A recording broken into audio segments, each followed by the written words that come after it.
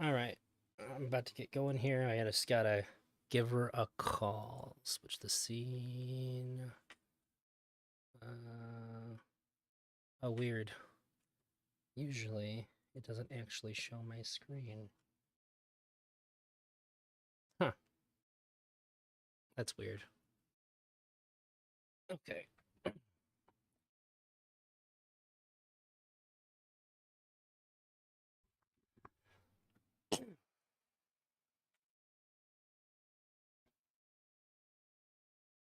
Maybe I should turn off my camera now in case Discord wants to crash. I didn't want to crash. Holy shit. That's phenomenal.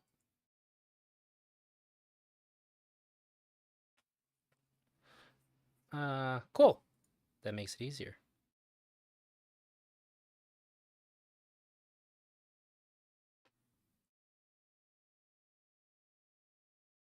No problem.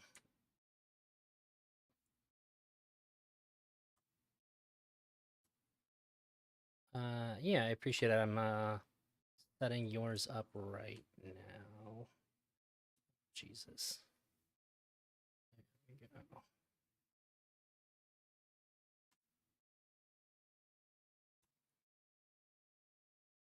There we go. There we go. No, I think I invited you to continue the conversation. Didn't I? Oh.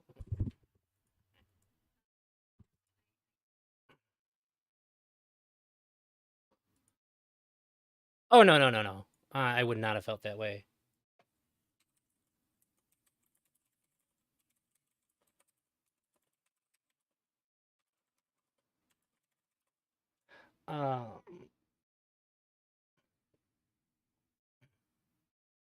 Yes, Maddie checked. I have played the game, and wait, say something, Katie. Wait a minute.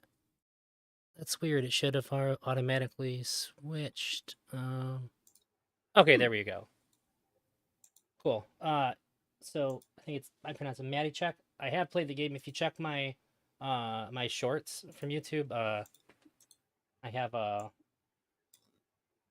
really cool one of it where I did something unique with it. Wait, you still can't hear? Say something else. Say something else. Like what? What do you want me to say? What should I say? Should I say something else? Ooh, I can Okay. hear myself. Yep. Well, I decided to play my video out through uh my speakers so that way I could hear because he said they couldn't hear you. Okay, I hear you now. Do you mind if I disconnect from our call for a second to set up my stream? No, by all means, go ahead. I will Okay, be cool. here. Just a sec. Um, so on that, like, what I did was I had the idea the day before the game came out. Oh God, hang on. Let's make that go away. Jesus Christ. I made uh I can cast the spells in the game with a replica Harry Potter wand. So I stand back from the screen and I was casting the spells with it. Thought that'd be a good clickbaity little short. Well, well, well. I like both you and Katie, so this should be good. Well, thank you, Toby. Apparently, Toby likes both of us, so this should be Yeah. interesting. Oh I yeah. am honestly shocked that Toby likes me. I honestly don't know how I feel about that. That's bad news for you, huh? I think this is my entire Discord. That's not great. That's not good. Okay. Well, luckily I don't have many fans, so how do I? Oh yeah, There we I go. forgot. Sorry, I'm a bit. I haven't streamed in like months, so this is just like it's been a while for me. Cool. Well, I'm glad I could bring you out of retirement then. Yes, well, I am very mad at you, actually. Are you mad at me or are you just really stressed out about my viewpoint? Well, I have done my research, Yeah. so yeah, I'm just mad at you Okay. because I have wasted my time and watched the stupid Mr. Girl video. The conversation between him and oh God, what's his? I know the guy's name. Mr. Girl. No, no, the other guy. The guy that Oh, you went to. James, Dr. James whatever the fuck. Cantor. Yeah. Yes. He did not say what you said he said. And can you remind me, like an hour and a half ago, I was like, what was the thing that we were talking? I couldn't remember it when you started putting links in our conversation. I was trying to remember, and I couldn't remember it. Okay. So what you told me that he said was very early on in the conversation was sick.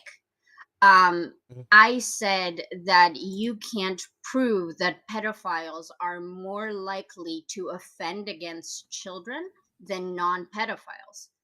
That there is no data for that. And you said, no, watch this. He clearly says that, and he's an expert on the topic. He's the world Nowhere leading in there expert. does he say that. Yeah, It he, must he be just another. doesn't say what you said he said. It must be another video with James Cantor. I know I watched some other. I apologize then. That was the most memorable video of his that I did watch, and I must have just crossed my lines Um, there. So my I bad. have no doubt it was like a mistake. It's just like I was listening very carefully because it was like important. So yeah, Did you watch the whole thing? I have, but luckily I watched it on like 2 times speed a lot of the time because I didn't want to hear Mr. Girl whine about how he was trying to like psychologically play with James Cantor, and I was like, I'm not interested in this. So Mm. yeah. Yeah, he strongly disagreed with Dr. James Cantor about it being an orientation. That was like their big contention during that conversation. I don't feel like that's true. You don't feel like they argued Um, about it being an orientation? I feel like they argued about whether it was immutable or not, not about whether it was an orientation or not. But I don't think it's really relevant. For the sake of our discussion, I am fine still treating it like it is true that pedophiles are more likely to offend than non pedophiles. But I just want to make it very clear that I have never heard of data that actually suggests that, except for people thinking it makes sense. So if that data is provided, fine. That doesn't change most of my arguments. But I Sure. also just genuinely don't think that data exists. Okay. Now let me. So if you could find that other link, maybe, or I'll look for it. That'll be great.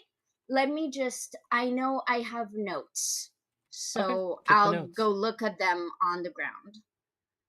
I am less loud than my comrade, so I should make him louder, is what you're telling me. But earlier they said, okay, I don't fucking know. This is hard work. Like, this is so complicated. Okay, notes.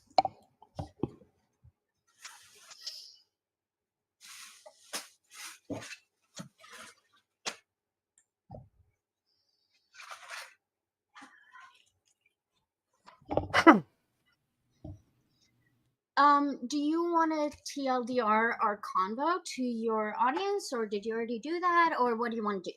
I was gonna wait for you to be here because I didn't want to summarize it and either accidentally or I didn't want to accidentally like mischaracterize something, or even if it's a true characterization to me, if you had any kind of thing that you wanted to say or like correct from your perspective about what the conversation was about. I just wanted to make sure that you were here so that way everything was like good and honest, I guess, for lack of a better way to put it. Yeah, I appreciate it because I started saying certain things and I'm like, I think I'm straw manning him a little bit. It would be better if he just like properly clarified. So yeah, I think that's good. Um yeah.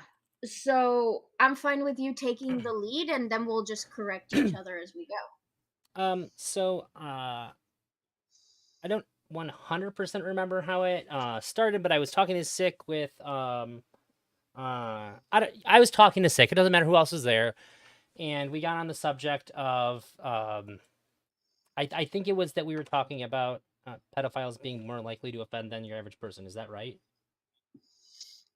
No, we were talking to Sick about love, right? Lav? And Lav, I Okay. call her love. Okay. We call her Lav, and then we start talking about intrusive thoughts versus people who are Ah, clinically pedophilic. I started molding in chat and I called you all ignorant because I didn't like the things that were being said, and then I crashed the convo. that's right. We were I remember now. We were talking about the difference between people with POCD and pedophiles. And Yes. Sick and I had basically said that we both think that neither of these people should be alone in a position of power with children because it's Yeah, the irresponsible for them to way put themselves in that position. the way you opened the conversation, you said research shows that the three factors that lead to children being molested are um, someone having a position of power over them, an adult being intoxicated, and the third one was um, Position of power. Oh, and they think they won't get caught. yes. So no consequences, intoxication, and authority. And then I said that is the data I'm aware of. I agree with you. Hmm. So if that's the case, I don't think pedophiles should be treated differently because these are the criteria through which you reduce like sexual abuse, or these are the criteria through which you identify situations where children are most likely to be hurt. Yeah, yeah, yeah, yeah, Yeah. And so we we can talk about the chemical castration, but we yeah. can also talk about a few things before that. Sure. I also I'll want let you take to. the lead on this. By the way. Oh, I okay. I also want to make sure that you know that, like, some of the statements that I made, I think you and I are much closer in our positions than like me and Sick's audience. So a lot of the That may be time the case. I was more reacting to chat than you know, I cuz thought you like actually did a you good job at making sure that I knew that when we were having the conversation. Because I would okay, start to that's respond, great. you're like, I was responding to this person in chat. So I don't remember a whole That's lot of the great. conversation after I'm on a stream. My brain deletes everything that happened during it, and then I have to like recall little bits and pieces as I go. That's fine. Toby, Um you say that, but I just met Katie like 6 hours ago. Okay, I don't know anything about her. I To was be fair, I took the lead then too. You should have figured it out by now. But I heard you're charitable to a fault, so maybe it was, yeah, whatever. it is the thing that Um I'm most complimented for and most criticized for. yeah, I can see that. I guess it would be interesting since I consider myself to be a charitable person, or at least that's how I think people should engage most often. Um, so there was something that I couldn't really clarify with you on six panel, and I guess I want clarifications on that. So at the beginning of our conversation, there was a lot of talk about sexual frustration. And when people were bringing up that pedophiles are attracted to children, so that means that they are more likely to assault and therefore they are more dangerous. And then I made the comparison that just because men are attracted to women, to then say we need to separate men so they'll never be around women because otherwise they'll rape them. The argument against me was men can have sex with women without raping them, Hmm. and then from what I understood, that means they're not getting sexually frustrated, which means they won't rape as much. Okay, so So I can please clarify that. clarify. Yeah, I was thinking about that a little bit when we in between the streams here. So the thing is that a pedophile cannot have their sexual desires met without it being rape. Men who are attracted to women can have their sexual desires met without it being rape. So there is going to be some inherent repression if you are a non-offending pedophile. Can I say something quick about that? Yeah, that was my clarification. Okay. So first of all, obviously pedophiles can and do consume child porn, which Uh, is definitionally not rape to consume. And if it's simulated child porn, it's not even harmful to children because no children were being exploited in that process. sure. Okay. I would still think of this as sexual repression, though. Why? If a guy watches porn, is he sexually repressing? If he never has sex, I would say yeah, very likely. If they unless they're an asexual person who just uses porn as a medium for their own self pleasure because that's all that they desire, then I would say yeah, because pedophiles aren't somebody whose sexual desire is they're like I just desire watching child porn. No, they desire having sex with children. Um, Their drive isn't to watch child porn. Child porn is the thing that they okay. consume the way somebody who doesn't have these kinds of feelings watch regular porn. It's not the same thing as having your sexual So desires met. so I contend that, but before I address that argument, because I think what you were trying to say, I just have an issue with that phrasing. But before that, I just like to address what I think you're saying, which is okay, I'll say that first because I'll forget. So to say that pedophiles have desire to have sex with children is inaccurate because that's not what being a pedophile means. Um, Wait, I'm sorry. Could you say that again? to say that pedophiles want to have sex with children, as in they have interest in having sex with children, like vested interest in having sex with children, is inaccurate because that's not what makes a pedophile pedophile. What makes a pedophile is to have a primary attraction to prepubescent children. Exactly. So Okay. you can have that primary attraction and still have no actual interest as a person to have sex with kids because you think it's immoral.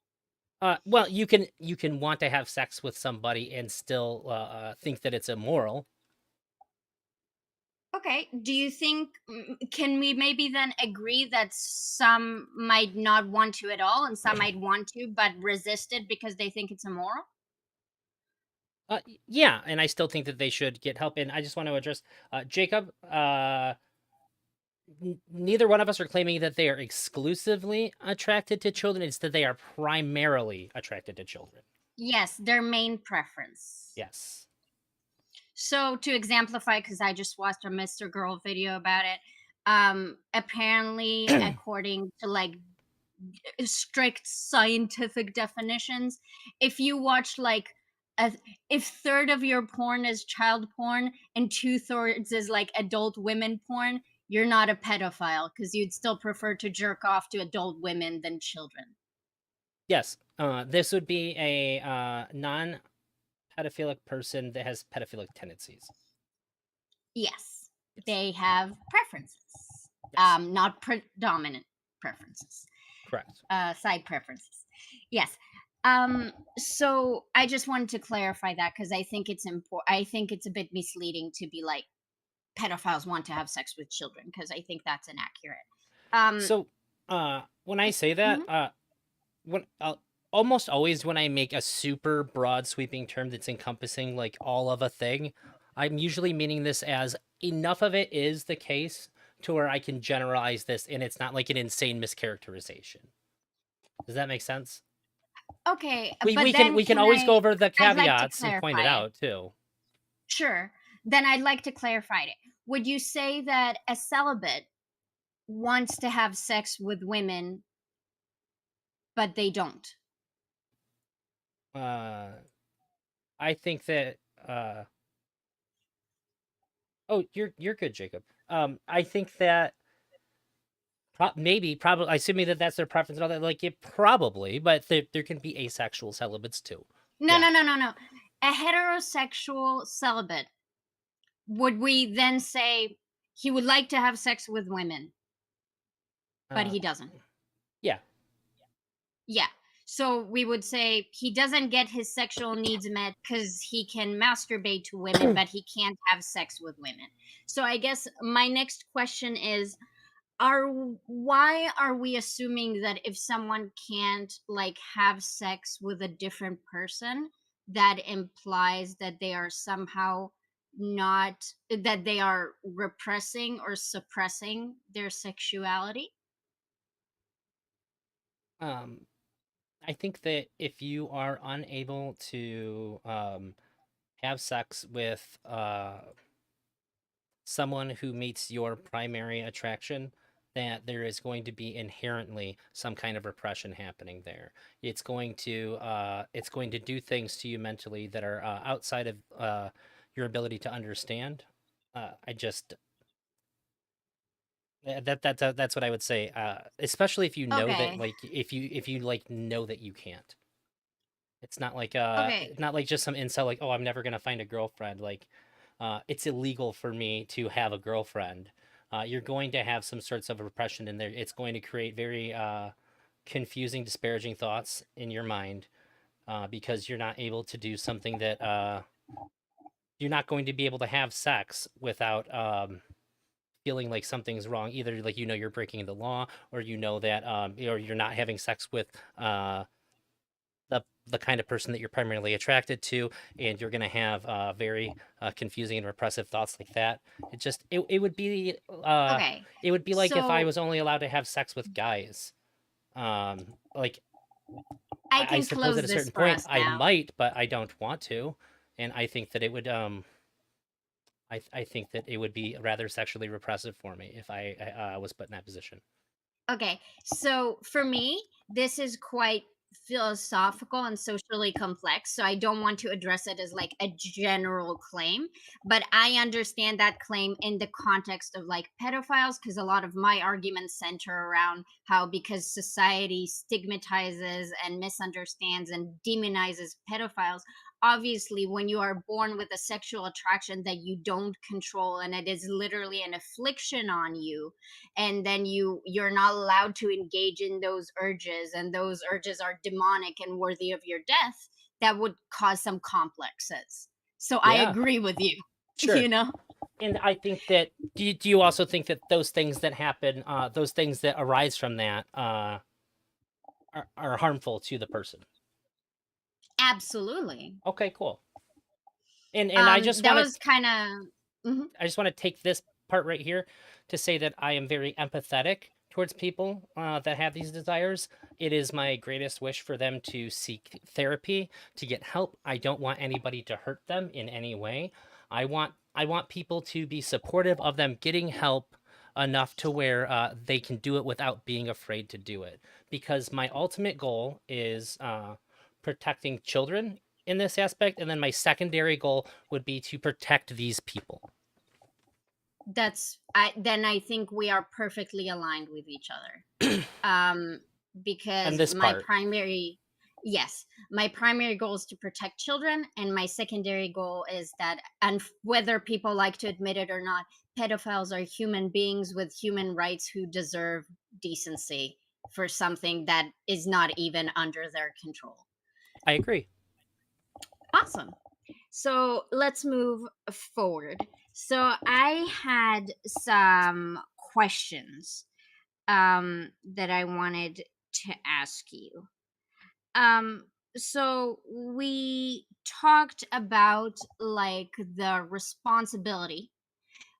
Oh yeah, I don't think we've quite clarified the sexual frustration for me, and it's relevant to my point. So let's try to address it one more time, and if it doesn't work, then we'll move on. Okay. So I got really frustrated during the discussion because you guys seem to bring up sexual frustration a lot. Like pedophiles being likely to offend because they're sexually frustrated, because they have no way to release that, because they can't have sex with children. Is that like a mischaracterization? Um,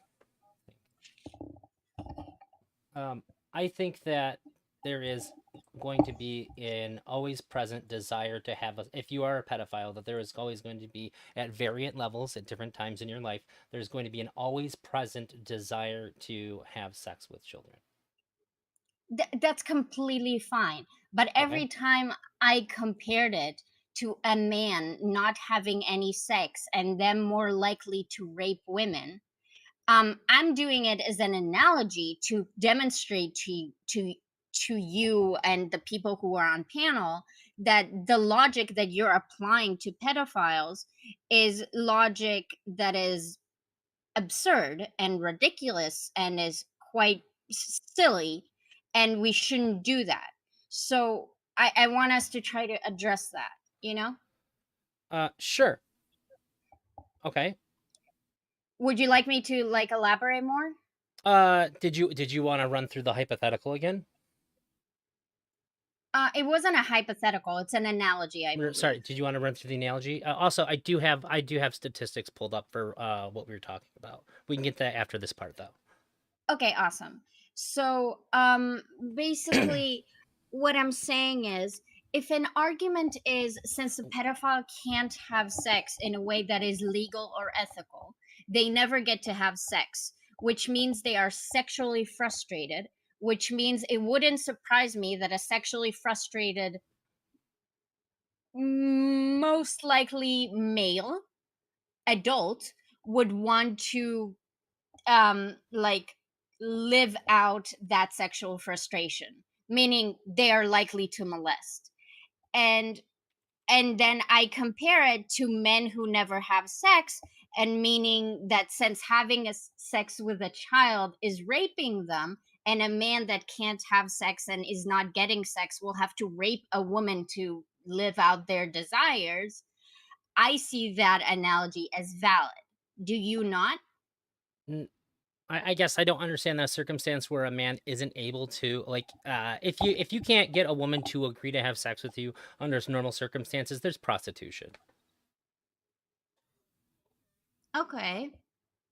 there are avenues that you can take, even if you have an extremely difficult time finding somebody. If it's that big of a deal to you, like by all rights, you would be better off just seeking out prostitution. It is against the law, but to a much lower degree. Um, like I mean, that's like the really big one here. It's also more ethical. The ease of access. I think for I don't know. I don't. I've never raped anybody, so I don't know how difficult it is. Like if they got to plan it out and all this other shit, it seems like a lot easier thing to do is just to go online and find where the local escorts are and hook something up. Um, I agree, but unfortunately, statistics do indicate that a few men do the occasional rape, you know? So clearly they're not all turning to prostitution, right? Sh- Um sure, but I and also don't know if prostitutes are often raped, so uh, there's that too. but I also don't have any information to suggest that that the primary causes of somebody deciding to rape is them not having sex. It seems like a lot of the most notable rape cases that I'm aware of are people that did have sex Okay. also wasn't rape. Well, I think I agree with you. So, since I agree with you, and I don't think raping someone depends on how pent up you are sexually, I don't understand why that logic is not applied to pedophiles. I do It think it's a seems contributing factor when you can't do it, like when it's just completely off the okay, table. but how big of a contributing factor do you think it is? Because what frustrated me on the panel is that it seemed that people um it seemed to operate under this opinion that because pedophiles have a primary attraction to children, and they haven't got their pee-pee sucked in their entire life, they are suddenly now willing to assault and molest and force themselves on a child. And I think that's quite a big implication with no real support except for this feels right to me, Okay, you so know? you can pick which end we want to go with here. So I think I sent it to you. Did I send it to you? Wait, I did not. Okay. Just so that I'm not like springing this on you with you not being able to like look at it either. I have from the National Library of Medicine. Mhm. Um, there is a study here that says that approximately 1 to 5% of the male population is estimated to have pedophilia. Do you want to go with the high end or the low end of this when I compare the numbers? I do not mind. Okay, well, let's just go with the high end because I feel like 5% is probably more accurate. Do you think so? Well, Since it does seem like we'd have lower reporting than would be the actual number, I lean more towards the 5%. the expert that you sent me said it was less than a percentage in the general population, so I really wouldn't be able to tell you. Okay. So regardless, then we can go with 1%. Uh, Sure. in this, they estimate that 40 to 60% of sexual offenses against children were not committed by people with pedophilic interests, which means if How we take much? the 40 to 60% of people that offend children are not pedophiles. So that means on the low end we have 40%, which means we have 5 to less than a percentage of people being pedophiles committing 40% of this kind of crime, which would suggest that there is a not suggest, this would demonstrate that there is a much larger propensity for abuse. What I I s- want to look at this. okay. It might take me a second and I don't want to like Well, delay us, but it's quite strange because it is not the data that I'm familiar with. So this is from 2020 though. um I mean, even if these numbers were doubled, cut in half, tripled, cut into a third, it'd still mean that pedophiles have a much higher rate than your average person for offending. Okay, but that doesn't mean they're doing it because of um because of their being sexually pent up and stuff like that. Also, Um, this is I haven't I will read admit this. that stuff's more speculative, but Yeah, the main that's issue my that you and argument. I had the main issue that you and I had was about how we should treat somebody, and it was, do these people have a special uh like level of committing these acts? Are they going to be like more likely or not likely to? And there seems to be the case. It seems to be the case that they are way like like uh, this is like an enormous disparity between your average person Okay, and a pedophile who's going to be more likely to offend. It's still extremely disturbing that up to 60% of the offenses are committed by people that don't even have these urges. They're just like, fuck it. That's insane that okay. that many people are doing it, but May I there's still a reply? higher likelihood. Yeah. Okay, so a few things. The data that I know is 70 to 90% are non-pedophiles. Even if it was So that is 90%. what? Even if it was 90%.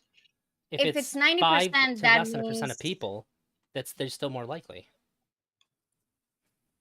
okay. So, but I already conceded that they're more likely just for the sake of the argument. So, what are we proving here? Oh, I thought that was a contention between us in the. Okay, go on. No, I conceded that very early on, right? Just to for us to keep going. Oh, I'm just okay. arguing that even if they're more likely than the general population, that doesn't justify treating them differently. Um, Um, because I don't believe that the increase is a big enough of an issue, nor do I think focusing on pedophiles solves issues. And yeah, so those are a few of my arguments. But yeah, what I was focusing on with the sexual frustration is just that I think it's highly speculative and I don't really like that perspective. But I don't mind like conceding that pedophiles are more likely to offend than a normal person.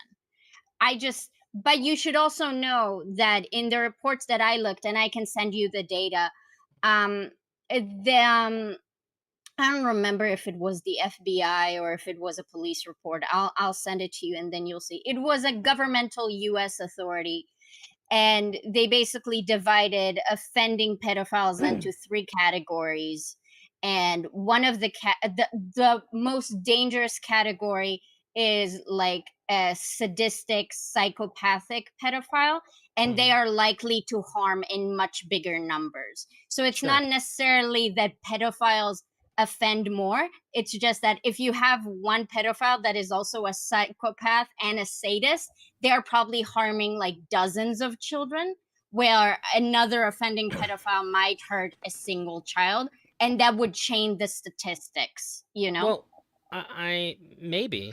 Um, No, it does, right? well, It's yeah, kind of I like, guess, but I mean, yeah. we could say the same thing for non-pedophilic people that offend as well, though.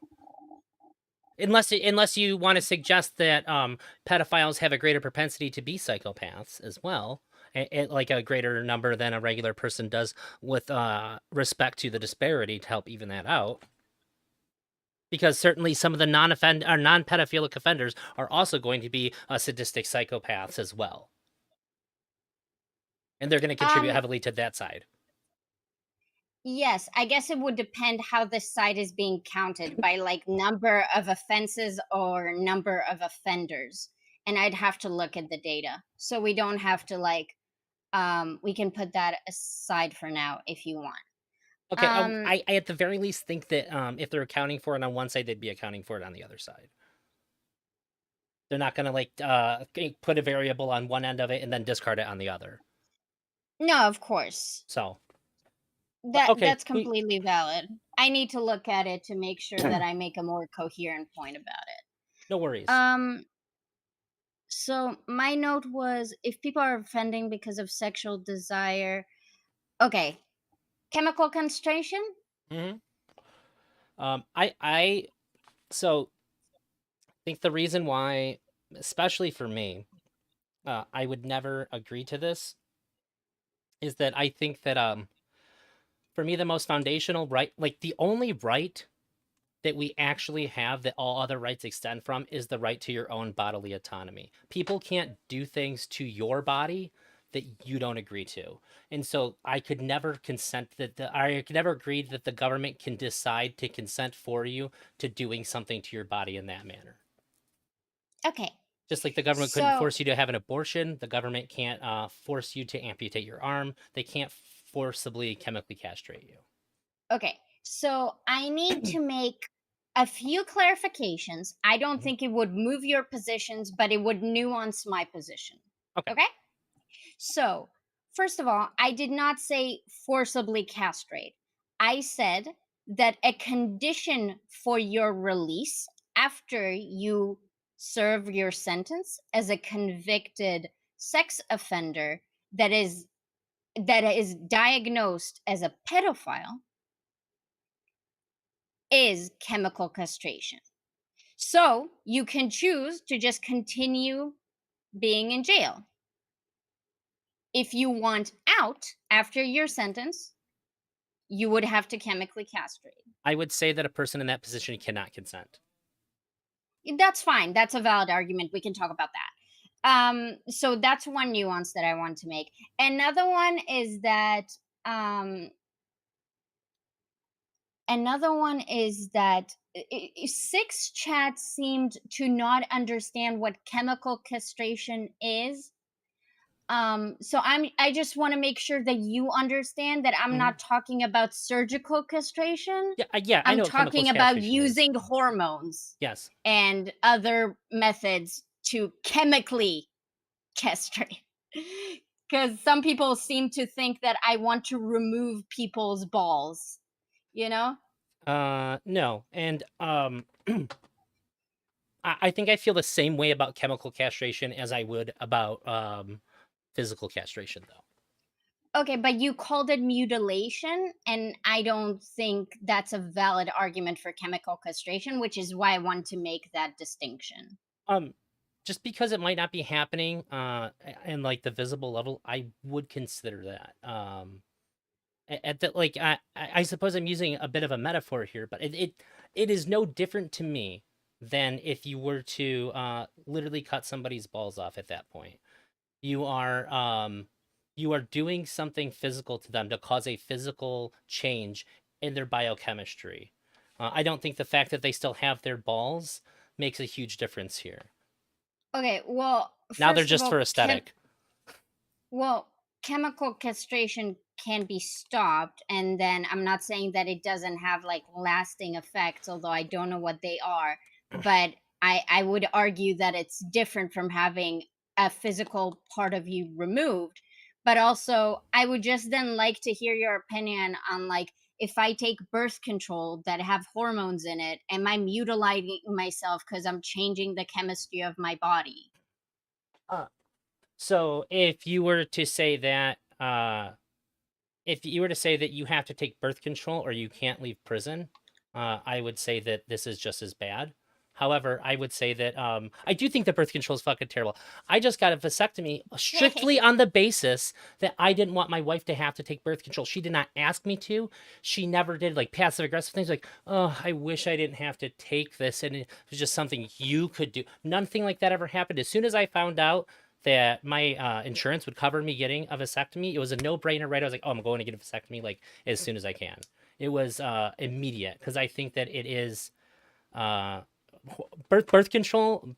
Let me be clear. There are some situations where you can take it to treat other things that can go on as a benefit, and that's a decision that you can make with your doctor. But birth control as a way to just stop yourself from getting pregnant has so many horrible things that it can do to a woman's body that I can't imagine anybody who didn't need it to treat something else would just be like, uh, I would rather take this than any other viable solution to the Okay. problem. So I don't necessarily disagree with you. And if my boyfriend happened to hear this, I wouldn't necessarily mind them getting a vasectomy so I wouldn't have to get a UDI. Just saying that, right?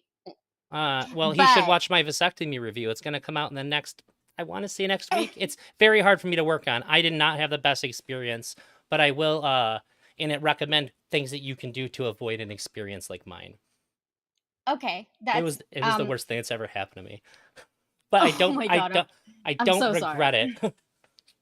I'm so sorry to hear that. But to keep us back on track, I don't think you could put up a fight on like the mutilation argument. So like if you want to we can argue about I that, should have used a different but word, but I okay. wanted to use a word that invoked a strong reaction because I think I would feel the same way as if you said they had to cut off their balls to get out of prison. Which is exactly why I'm harping on it because I don't feel it should have the strong connotation you're trying to give it, right? So we're going at it from the exact Sure, I opposite understand. directions. To me, it's more important why you understand that I would choose a word like that because both of them freak me out just as much. I understand. And Um, just to clarify too, you said it can be stopped, but the deal is you're getting out of prison and you will be forever chemically castrated, right? Not you're just gonna like for the next for however long this is supposed to take effect. And even if we said it has no effects as soon as it wears off, you would still the requirement is that they stay chemically castrated, correct? Or it's back to prison. I assume there will be some review process. Maybe, but yes, probably you would have Okay. to continue the treatment. Okay, I assumed as But much. it's not I would still be against it. unreversible, you know? Sure, I'd still be against it even if it was just the one time because I really don't think that you one, I don't think that you can consent to that. And two, I think that the way that our legal system works, even though I don't agree with prison, period, is that once you do your time, you are good to go. The sentence is to stay locked in a cage and be tortured in there until you're released. And once you are released, you are now good to go. Unless there's some kind of parole or probation afterwards, you have a clean moral slate. You served your time, you paid your debt, and now you are good. Okay. How does that work with pedophiles that continue to have an attraction and has a proven record of offending against children? You care about the children, right? I know this is a bit, Yes. it sounds bad faith, and I am coming strong at you. I hope you're okay with that. But like, this is my main argument, like my main disagreement. Like, I understand that you don't like the concept of chemical castration, but as Sure. a person who like comes and talks about how their priority is the children and how they want to take proactive measures to prevent people who have committed no crime for denying them certain freedoms and opportunities, but then you don't want to deny certain freedoms and opportunities from people who have committed crimes. I just find it inconsistent or Okay. unfair. Okay. So I think that whether you offend or don't offend, that you should be seeking mental health treatment for this. If you're a pedophile, I don't care what the status of your offending is. 1000% of the time, I'm going to say you need to be getting mental health treatment always. Um, Sure. unless your therapist goes, in all the time I've been doing this, I've never seen this before, but I believe that you are completely cured of your invasive thoughts. I have no reason to believe, and I think that you have no reason to believe that you would ever find a child attractive again. Congratulations. Unless that day comes and that happens, and this is a credible mental health professional, I would always say you need to be getting help for this because this is the one thing that we can see that actually does have an effect in reducing uh, offenses in pedophiles. We That's know not that this is quite an effective, true. and it's the only thing that reduces. Oh, sorry. Aside from chemical castration, things like that. No, no. I was also going to point out. No, yeah, I'm not against therapy. Obviously, I'm in support of pedophiles getting therapy. I'm just saying that, like, especially because I watched the Mr. Girl interview. The expert that you cited, he talked a lot about. He finds that since he practices and works with pedophiles and stuff like that, Mhm. he was talking about how he finds that pedophiles don't offend because um they are sexually attracted to children. They offend because they are desperate. They have nothing else in their life. They're hopeless. They're lonely and they have nothing to lose. So why the fuck not? You know? Yeah, and So, therapy like, provides relief from this. okay, so I guess you call it therapy, and I would say therapy, community, feeling of belonging, even though you're a pedophile. Like, I think you just call that therapy as like an umbrella term. And for me, like, therapy is going to a therapist, but having a community that loves you despite that you have a mental illness is part of that too, Okay, you if we know? were to move into the future where somebody can say, I'm a pedophile, but I don't want to offend, and they get support and all the love and care from their community at large and their family and their friends, and nobody is saying, well, I'm going to put you in the fucking wood chipper or I got your cure right here and pulls out a gun to scare them, sure. But if, in the world we live in right now, therapy is going to be the avenue to which they can take because No, I understand that. I have never seen this large supportive community for pedophiles uh, Yes. So in I the real world. understand that. I'm Yeah, just saying that, like, yeah. In a research perfect seems world, to. No, no, no. My argument is just that, like, it seems that research indicates that having those conditions will lead to less child molestation. I'm not saying that it's necessarily viable with how ignorant people are. I'm sure. saying if you want to actually lead to better outcomes, that's what needs to happen. Um. So yeah, I agree with you on that. So Just I want to address something that Toby said because it goes sure. to I think it based on just how he's saying it might support your argument. But it wouldn't for me. He said, so we need to compare ongoing therapy to chemical castration and measuring results. I would be against chemical castration even if it was proven to stop pedophiles from offending 100% of the time. I would still be against it. Yeah, I think that's and again, I don't mean to sound like harsh, but I think considering the positions that you've stated, it seems very hypocritical or inconsistent to me. Why? Why? Because I get that basically you're saying, hey, I have this threshold of the amount of discrimination and segregation that I'm willing to do, but chemical castration is a step too far. But Mhm. if you're saying I'm okay with segregation and discrimination for these reasons, because Mhm. my priority is the children or whatever the fuck, reducing harm to children, Mhm. and this is the more effective way to reduce harm to children, Mhm. then apparently there's a value like higher than reducing harm to children There that is. is guiding that. There Okay. is, and which is that every human being has the right to their own bodily autonomy. Okay, so you Without say that, I you will have no not rights. violate. Okay, so you say I will not violate bodily autonomy, but I will violate, for example, your Sorry, right to like physical freedom of bodily autonomy. movement or stuff like that. So your physical bodily autonomy. Yeah, things your body is yours. Nobody can make you do anything with your body uh that you do not consent to. And I don't Yeah, think except that for people who rape you, right? well, we would say that this is wrong, and nobody agrees that people should be allowed to rape. This is like one of the most universally accepted wrongs. Uh, so I'm not saying that it is impossible for somebody to violate your bodily autonomy. I'm saying that it is never moral for this to happen, and I would never ever. There is nothing that could make me say that you should do this. Sorry, there's only one thing that would make me say that you lose your right to your own bodily autonomy. It's when you violate that of another's. So if somebody's trying to hurt me, I can defend myself. If somebody's trying to, in things that extend from our bodily autonomy, like I said, all rights extend from this. So if somebody's trying to hurt Okay. me, or if So somebody's you trying to hurt wouldn't somebody around me, I'm allowed to hurt this person and violate their bodily autonomy to stop them from violating other people's. so you wouldn't violate someone's bodily autonomy to effectively stop them from harming people in the future and violating their bodily autonomy.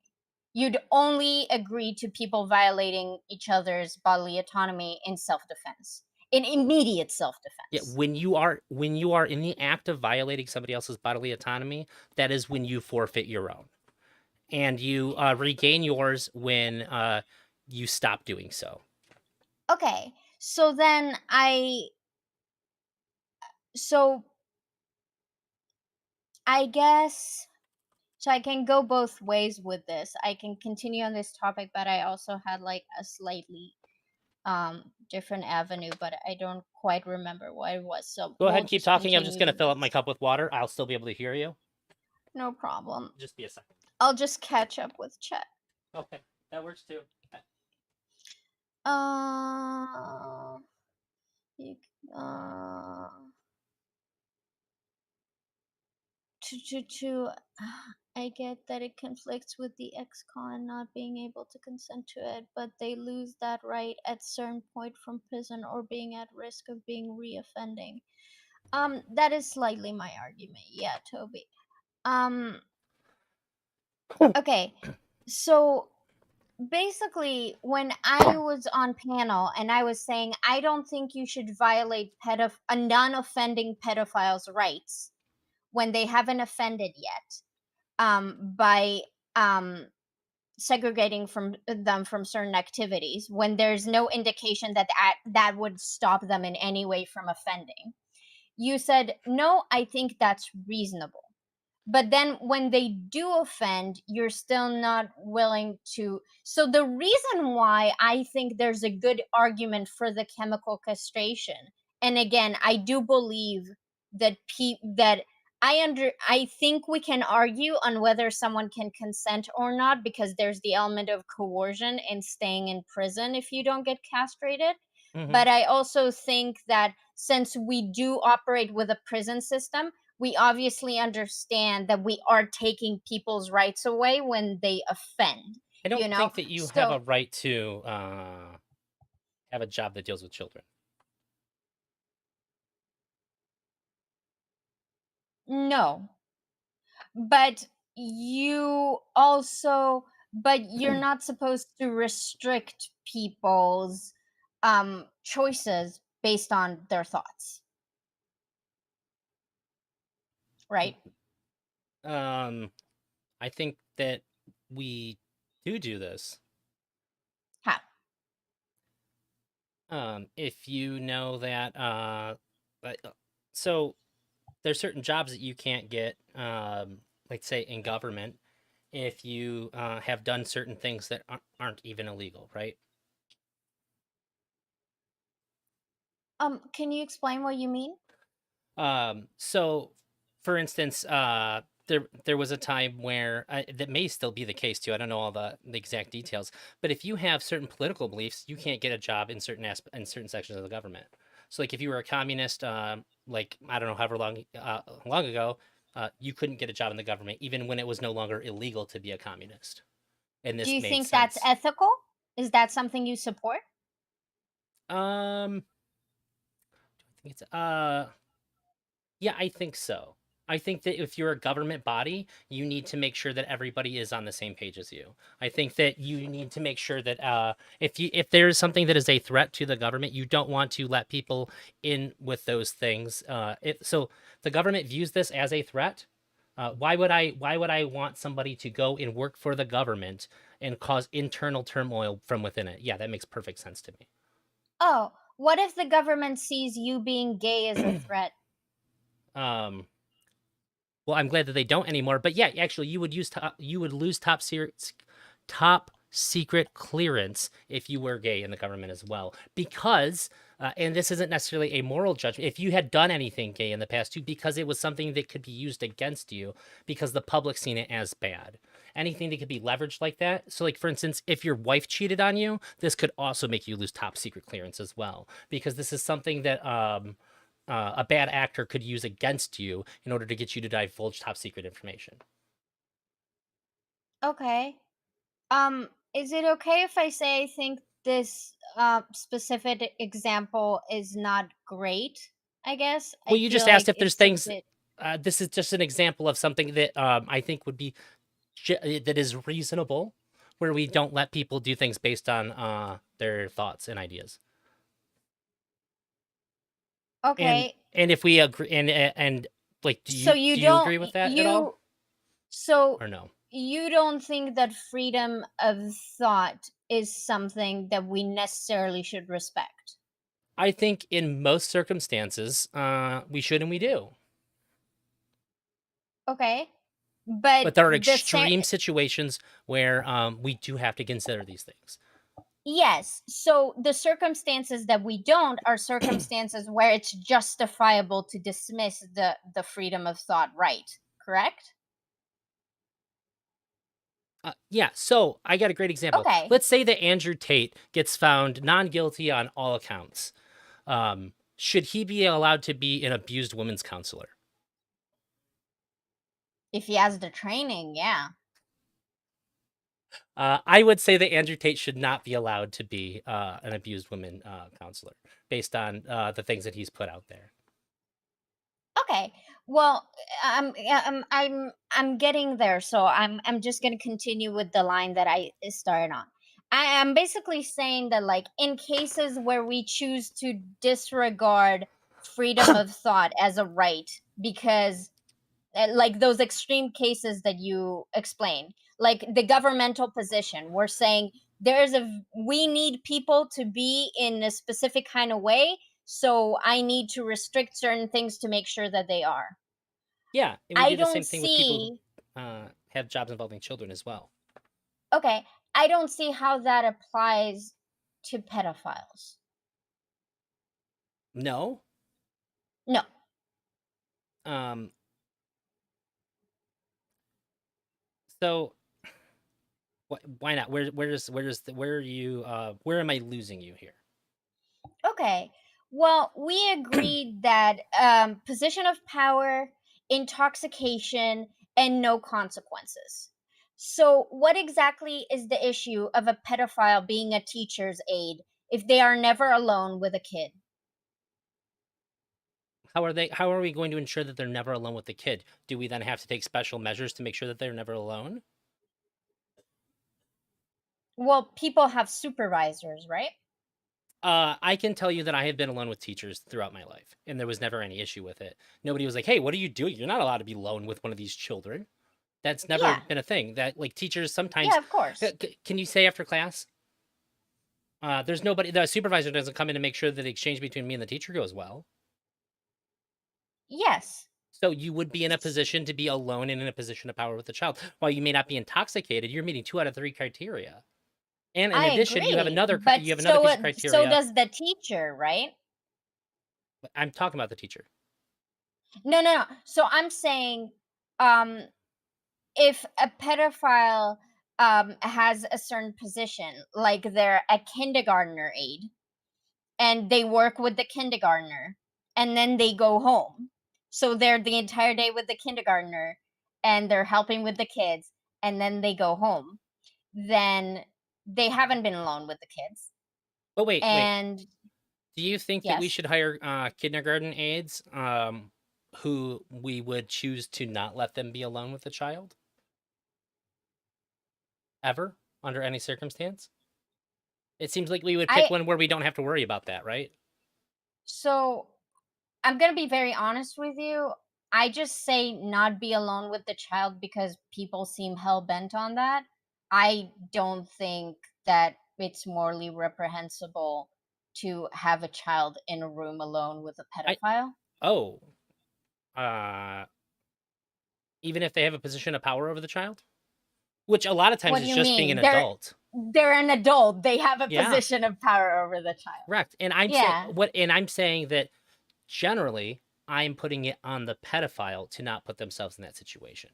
Okay. And if they are seeking out that position, this is going to be a red flag for me. And I would say that it is on other people to stop this event from happening. Because what we're doing is we're saying, okay, we're okay with increasing the likelihood here. We're okay with I just increasing the likelihood here. I just want to clarify this position because I don't want to be clipped out of context and stuff. Yeah. And I, just so you know, too, I'm not out to make you look bad or try to get you on no, anything no, or of anything like course, I'm that. not worried about you at all. Oh, thank Just you for the very follow. quickly, because then I want to address what you said. Okay, So, the reason why I don't necessarily have an objection is because I don't think someone being a pedophile means that they will pedophile. assault a child. I think that having Twitch friendly way to that say it. X equals Y is really toxic. If someone is a pedophile, they have informed me they are a pedophile. I know them. I potentially have a relationship with them.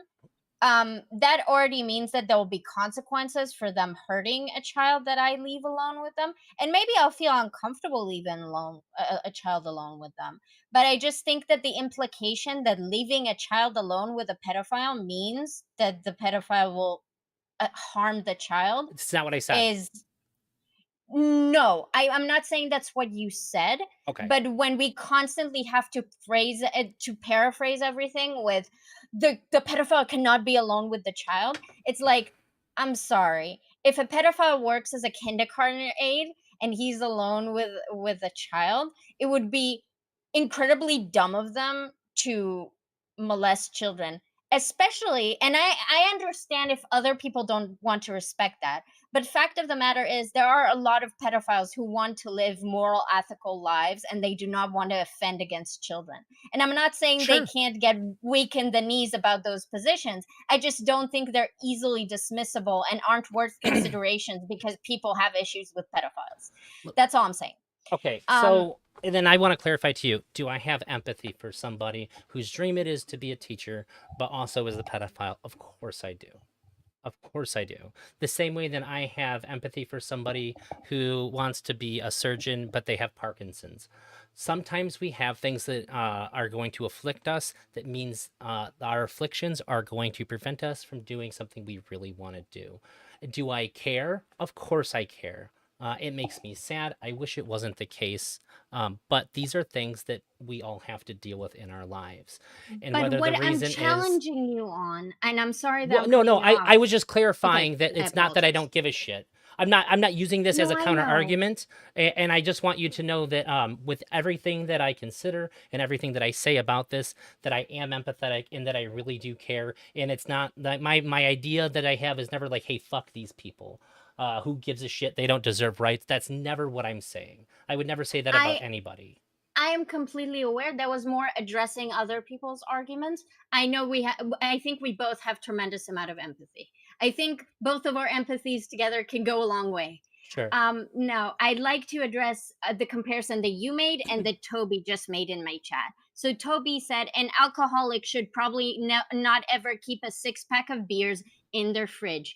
And you said pedophile wanting to be a teacher equals surgeon who has Parkinson's. I made a And I'm comparison. I'm asking, not saying it's a perfect comparison. yes, and but it is a comparison that is continued to be given by people. The alcoholic example came up as well, and I'm just asking people, and I'm not saying that I'm correct, but what I am asking is for people to evaluate the fact that they take a physical ailment that prevents someone from being able to carry the duties of a surgeon, i.e., Parkinson's, from to pedophilia, or having an alcohol addiction I do to think addiction's having poor. I do think hmm? addiction. I do think addiction is a poor metaphor, but tends to get the point across.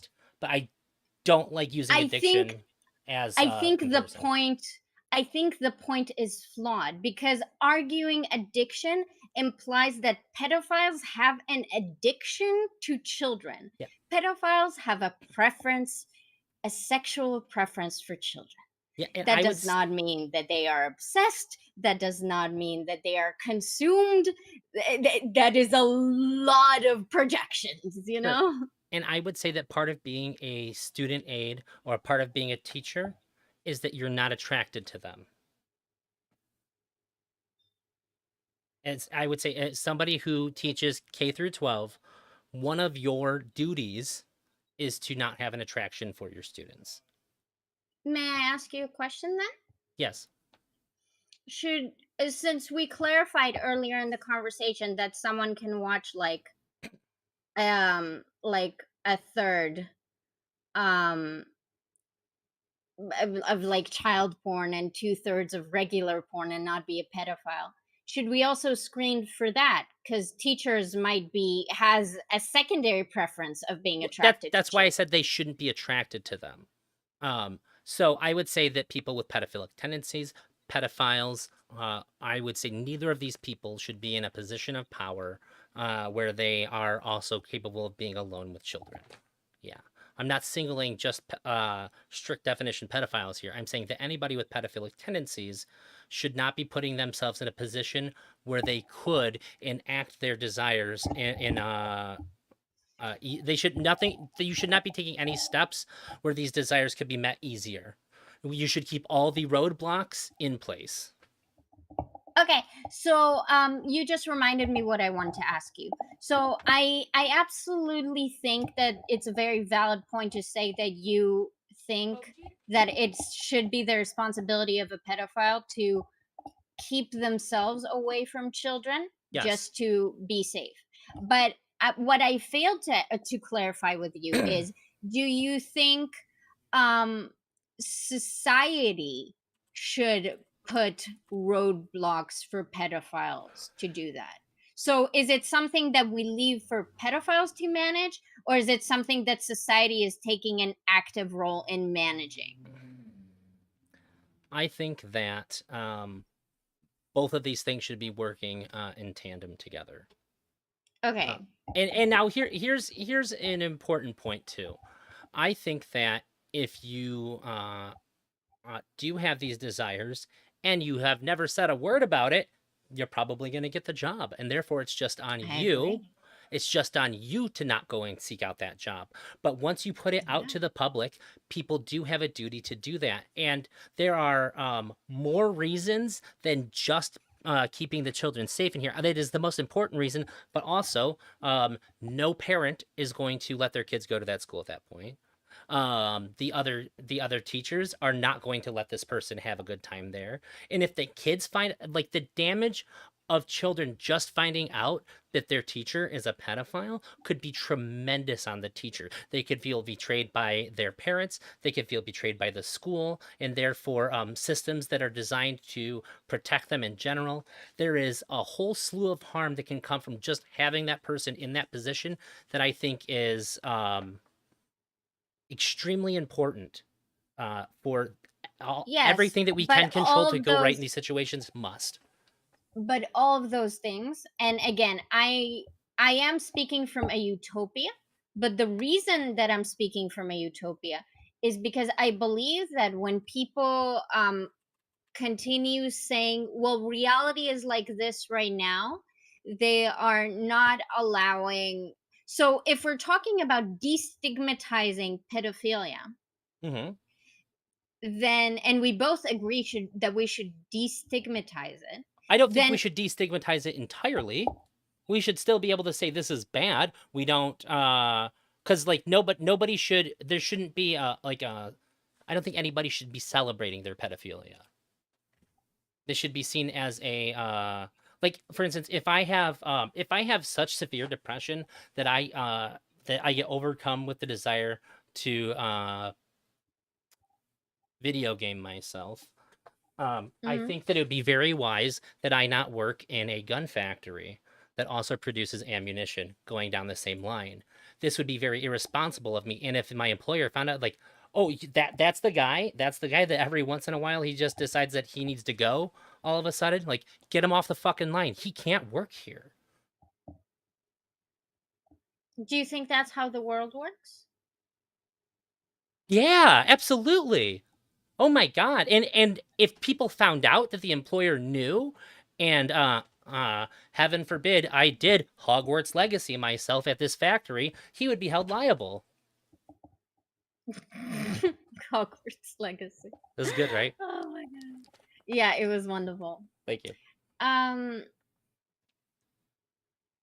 I it's so hard because I have like knee jerk reactions, but I know you have no malice, so I almost don't feel like even making them, Mm. you know?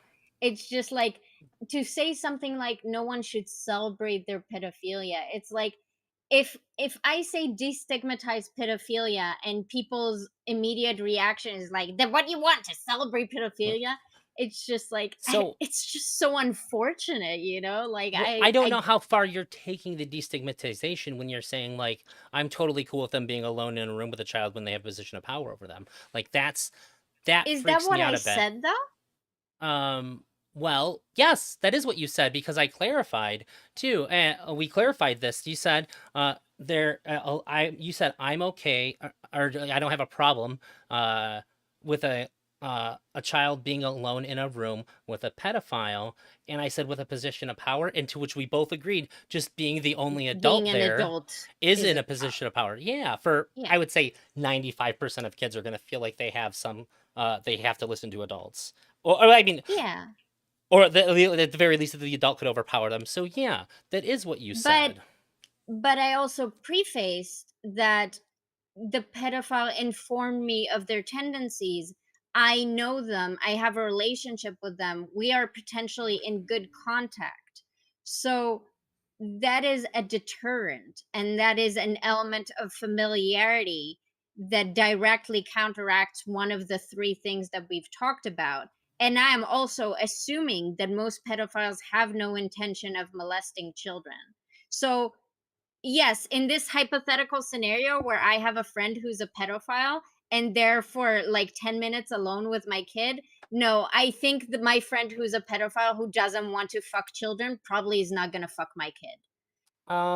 I You think the know? fact that you have an established relationship with them gives them some kind of ability to influence the way that you think about them, which could be a benefit if they were malicious as well, which I think is worth Okay. considering as well.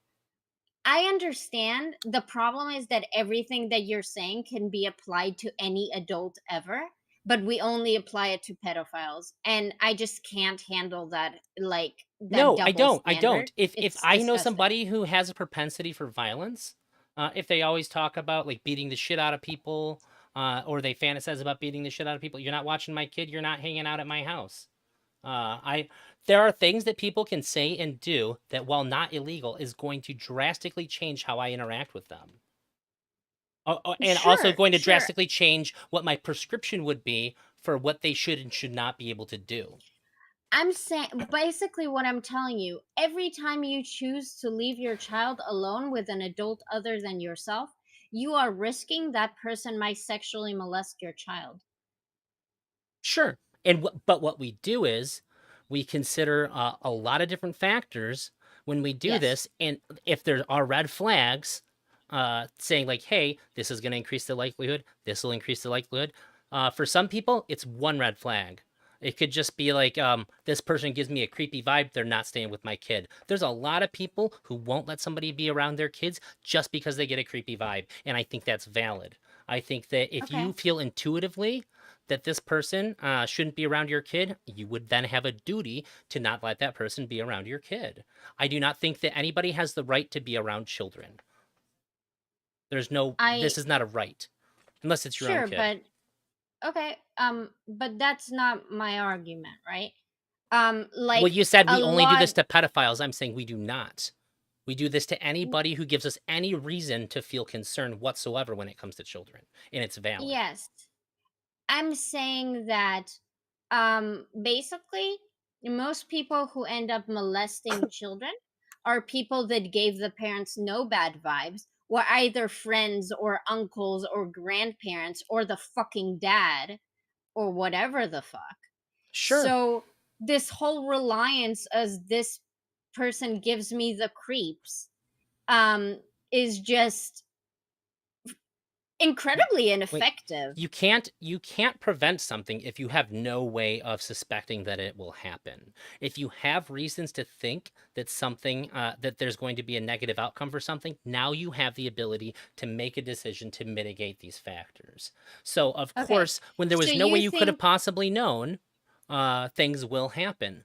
Things happen all the time that we can't prepare for. But when we can prepare for bad things to happen, we can and should take steps to mitigate the risks. This isn't just with kids, this is with everything in life. This is how we make decisions. Like, do you play poker at all? I do. Okay, so in poker, um, there's sometimes you're just gonna get bad beats. By all rights, you should have made the big bet. Maybe you should have even went all in, and you just get fucked no matter what. You're like, that fucking sucks. This guy didn't even have a good hand. He shouldn't have called me. He's fucking stupid. And just because he won the pot doesn't mean he made the right decision. Just because I lost didn't mean I made the wrong decision. However, when we have the low pair on the board, and this guy keeps on raising. He raised before the flop, and there's an ace on the board. We know better than to keep on calling. we always take in the information that we have, and we look for any information that we can. This says this is a good decision and a bad decision, and we should always Okay. be very attuned to making sure that we're doing things that's going to be the correct decision. And Okay. so in the case of Then I pedophiles, then go, I think in a society mhm. that destigmatizes pedophiles, not in our current society, but in a society that I personally view as a fair, more ethical society, um, someone telling you that they are pedophile, someone that you have an established relationship with, and someone who stays 10 minutes alone with your kid should not be a red flag. Well, so here's the thing. They wouldn't be spending 10 minutes alone with my kid. Uh, if I have a I'm not saying that I wouldn't befriend somebody who has these proclivities. I would treat them the same in every aspect, in every way as I would anybody else, uh, including when I make a determination on whether or not I want them around my kid. I would consider everything that I know about them when I'm making that decision. If one of my friends is a pretty aggressive guy and tends to swing his arms around a lot when he talks, he just seems like one of these days he's probably just gonna snap. I don't have any hard evidence for this. I'm probably not going to let this person around my kid either, especially if I have a kid that's like really hyperactive. There's going to So be a lot of things that I consider whether or not somebody should be around my kid, and it's not just going to be whether or not they're a pedophile, but this is definitely something that I have to consider um, when I'm making decisions about who can be around my kid in what way. so I'd like to clarify. I'm not saying pedophiles have like a right to be around anyone's kids. Sure. Okay? Uh because someone will think that, right? So I just have to say that. I will ask you though, what is the incentive for what incentive are you putting forth for pedophiles to report their issue when all reporting their issue does is make people become suspicious and more restrictive of where they are, what they're doing, and how they're doing it? Because That's right not all that now, happens. okay, One of what the things else? that happens is that well, I think that I don't necessarily think that pedophiles should tell everybody that they're a pedophile. I think that they should go and seek treatment. And I think that they should work with their therapist to reach out to people that are very close to them, to explain to them what's going on with them, what it really means, and dispel some of the societal illusions that we placed on the term. And that they should work with their inner circle to gain acceptance. And then them moving forward, I would say that they have to very, very strongly consider who is and is not okay to be open with this about, because I think that it's very likely to be bad for them, and it's likely to be bad for the other people that are not extremely close with them and are going to be able to hear them out and understand what they actually have going on and what the nuances of their particular flavor of pedophilia that they have.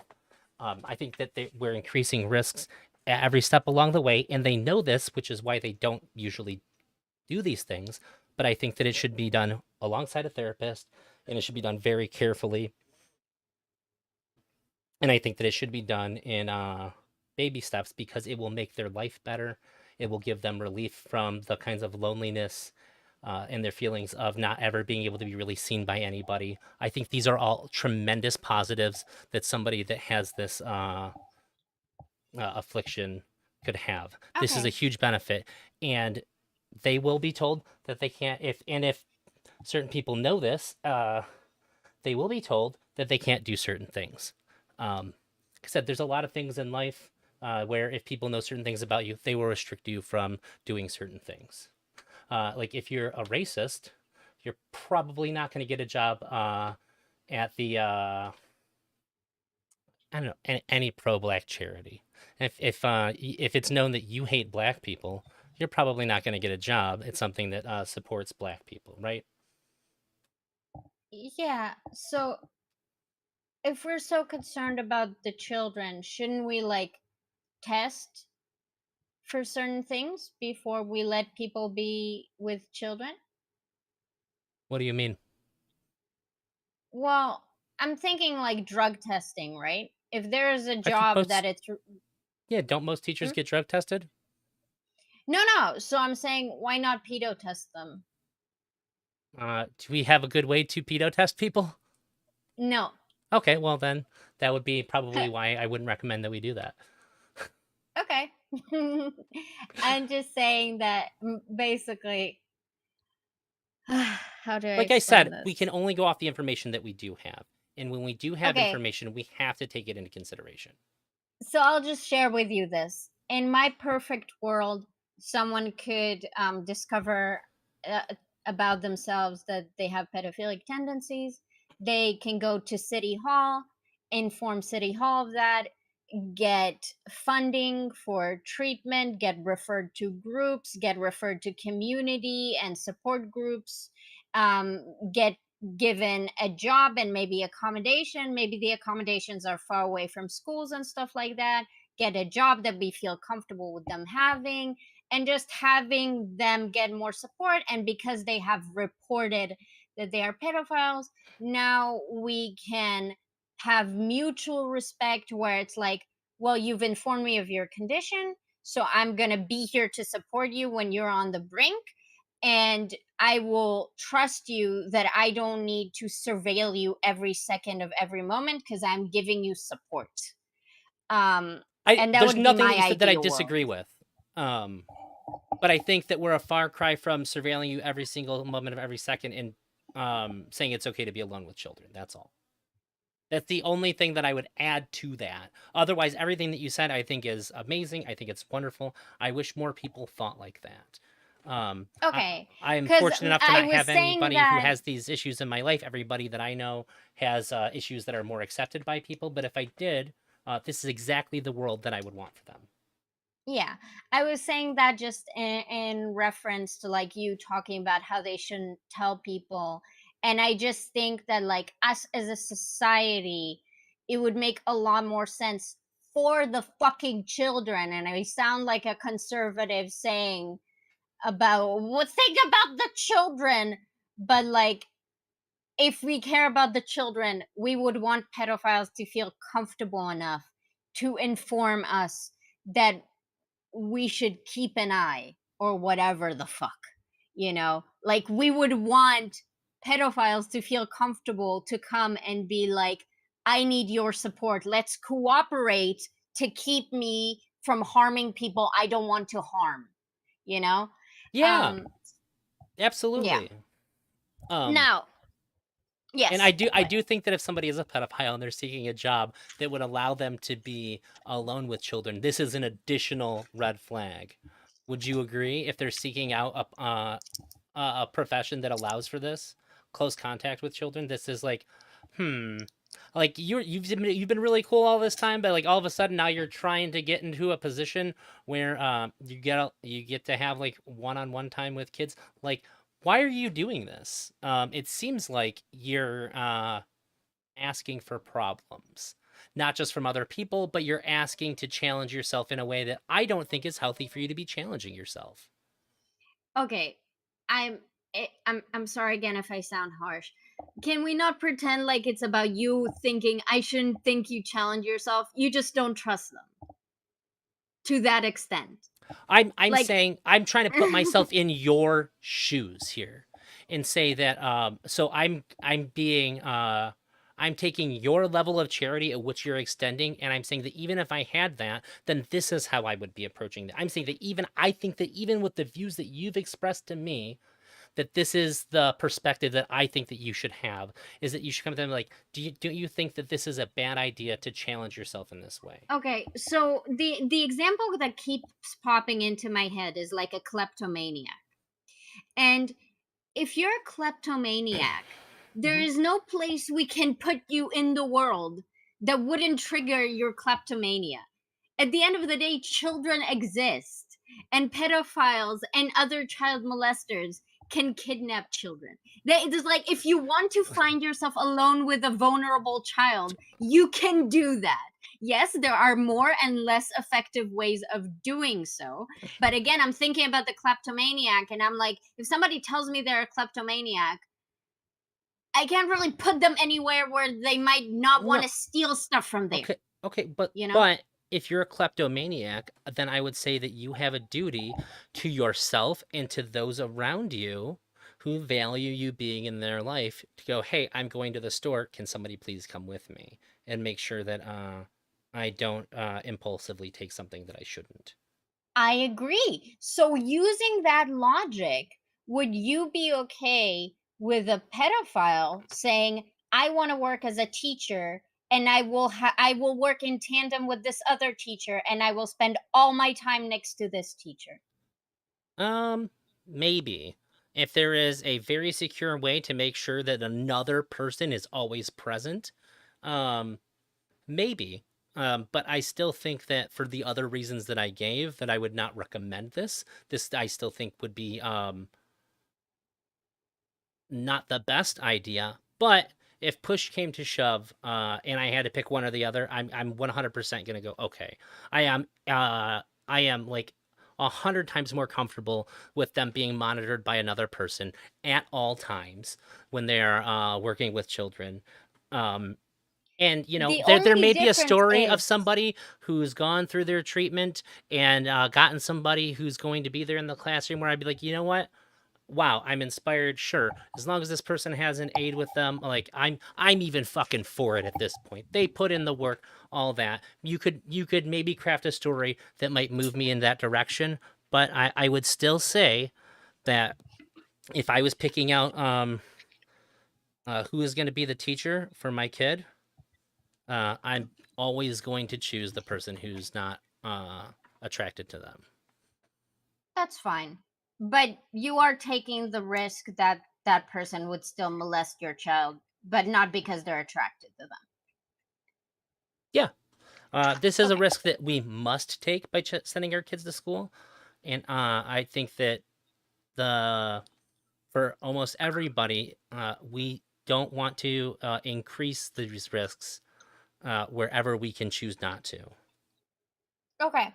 Can can I quickly just say though that even in my comparison, I used a kleptomaniac that have a compulsion to do something to a pedophile, which do not have a compulsion to rape children. Right. So I just wanted to clarify that because again, I think these comparisons do an injustice to what pedophilia is. Sure, So I just wanted to clarify that. and also with the kleptomaniac too, I think that somebody stealing something from the store is going to be far less of a negative than somebody harming a child. No doubt. Yeah. That's completely fine.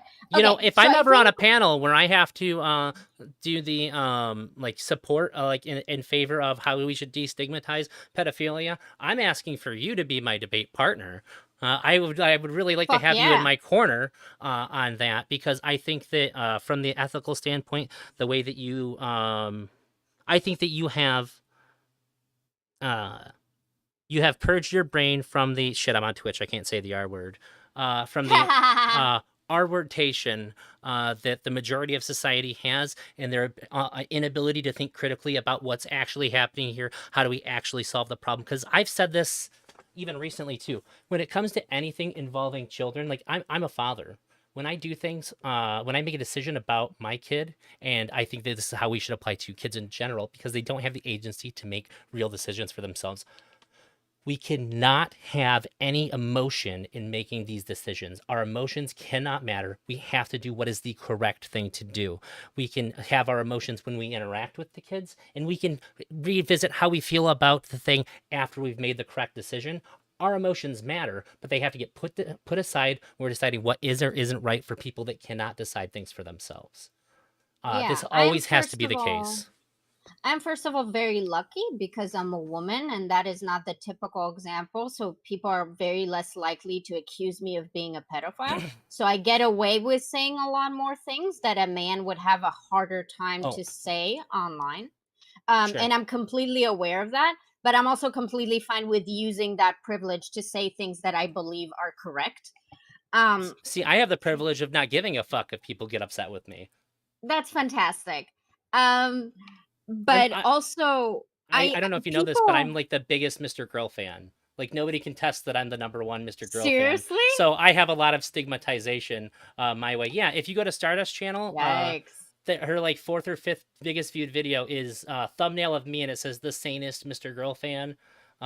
That's another like moniker that's been bestowed upon me. So I know what it's like to have people get really, really mad at me and accuse me of a bunch of shit and make me answer for things that I didn't say or I didn't do.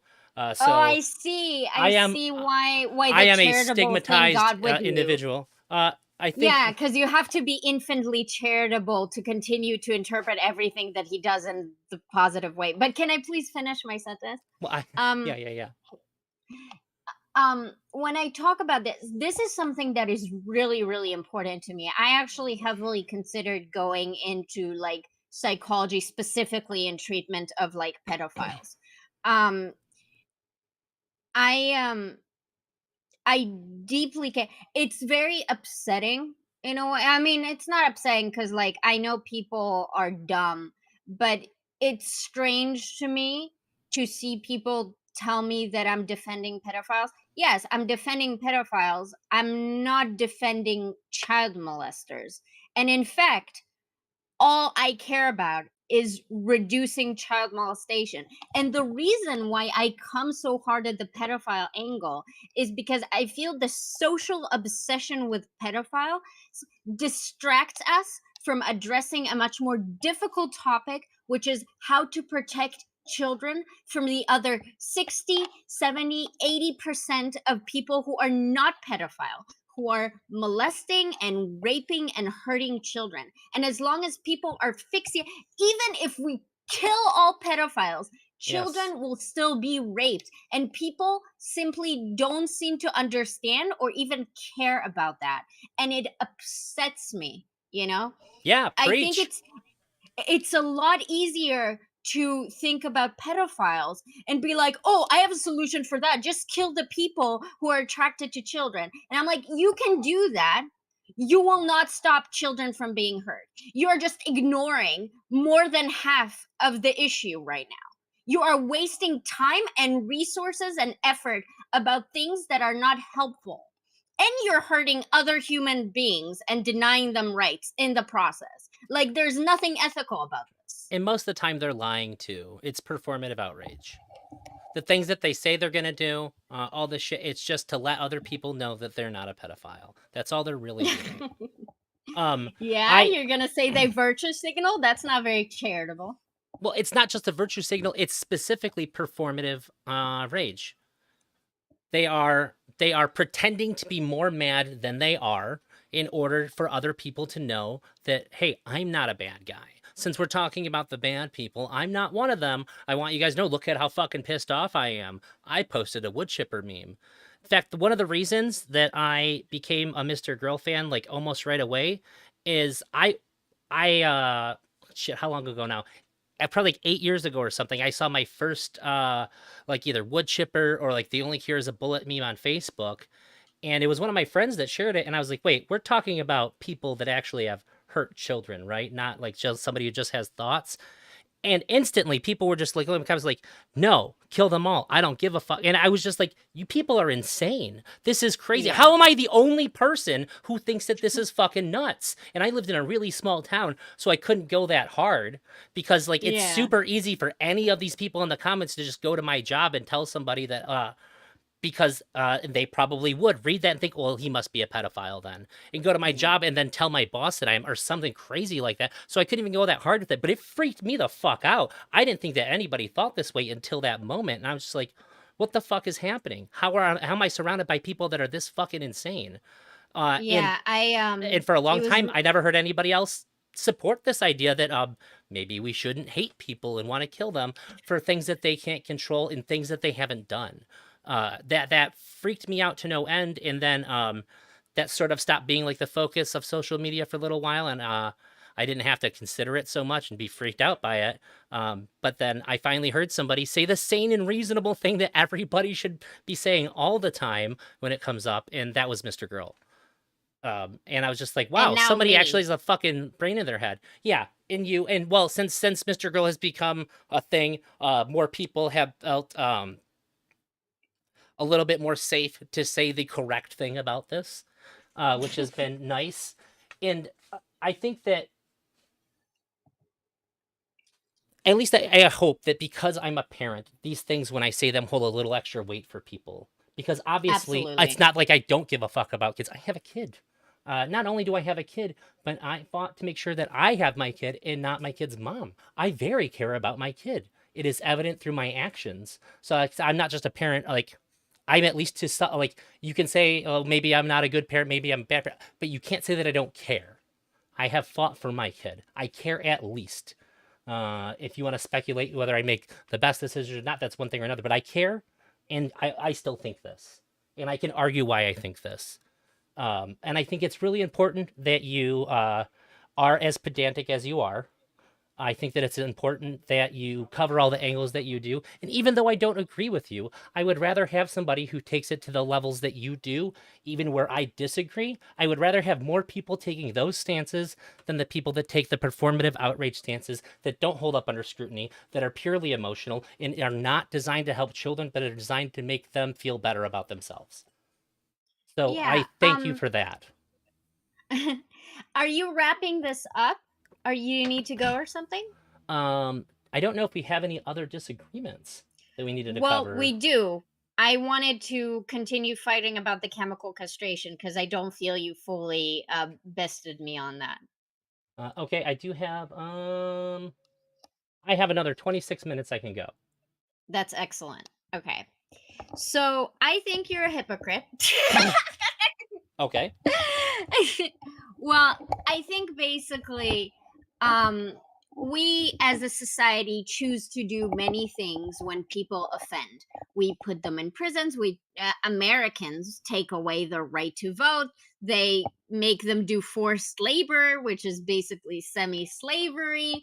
Oh, it's full on They put slavery. the Okay, full on slavery. They might confine them, which hurts their bodily autonomy. They might throw them in the chute, which hurts their bodily autonomy. A lot of things, they get raped in prison. A lot of things happen. Sure, I'm confused Um, as to how any of this makes me a hypocrite when I don't agree with any of those things. okay, well, I am not done with my point. Okay, sure. Okay. Okay. Well, you said that you think I'm hypocritical and listed a bunch of things I don't agree with, so No, of course. So, we don't agree with those things, but I think you and I probably have very similar ideas for what an ethical prison system would look like, although I haven't tested it. But I think we've gotten to know each other a little bit to understand that we work from a very empathetic place, but yeah. also a data driven place. So Yeah. I think we would probably have similar ideas. But even our similar ideas um, involve restriction of rights, definitionally, unless you're going to completely operate without confining people, which I don't think you'd argue for. Um correct. I would say that you if you don't have the ability to do certain things and you need help correcting things, I would say you already don't have this autonomy. If your Okay, mind what do you mean? if your mind is impaired to the point to where you're one, which is a lot of our laws revolve around denying other people their own bodily autonomy, or you are causing harms to yourself to where you're harming your own ability to have bodily autonomy. These are usually times when we would put somebody like in a mental health facility in order to I help them. see. And this is Okay. how I think that a restructuring of our prison system should look a lot more like a mental health facility designed around rehabilitating people and making them better rather than torturing people. Okay, then maybe I'll go this route with you. I believe in rehabilitative prisons as well, or institutes as well. But according to my perception is you can go as long as the experts of the institute have decided that you have a low chance of recidivism. And if you don't, then you're going to continue the rehabilitation process maybe until you die. Until an expert says they think that you're probably not going to offend again. That is my general idea for violent crimes, especially. Okay. I Okay. don't know how you feel about that. I think we might have to up like the complexity or something like that, but I would say generally speaking, um, I don't have a lot of issues worth fighting over on this. If I had an Okay. issue, I'm sure it'd be minor, and we could just solve it by saying, well, we could just do it this way instead. Okay. So, I just thought about this. I don't know if it's Weasley. You tell me if it is, and if it is, then imagine your version of a perfect like redesigned prison system based on your values. Okay. Under that scenario, would you still think it's coercive to say either you get chemically castrated or Yes. you stay? Yes. Why? Why? Because you still can't consent to that. Why? Why? Because they're saying you are good to go. You've done all your treatment, everything is good, and now we're going to No, they're not saying that. well, wait. They're What I'm saying is now the only thing you have to do is let us inject chemicals into your body that's going to change the way a very important function of your body operates, which is but they're not saying that you're good to go. They're saying you are a pedophile with a higher than average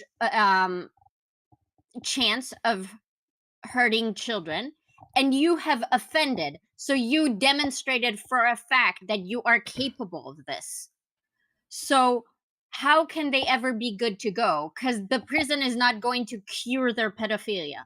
So they have pedophilia and they have actively hurt a child and proven that they will act on their pedophilic urges. then I would suggest those mental health professionals start figuring out a way to fix these people without having to harm their bodies.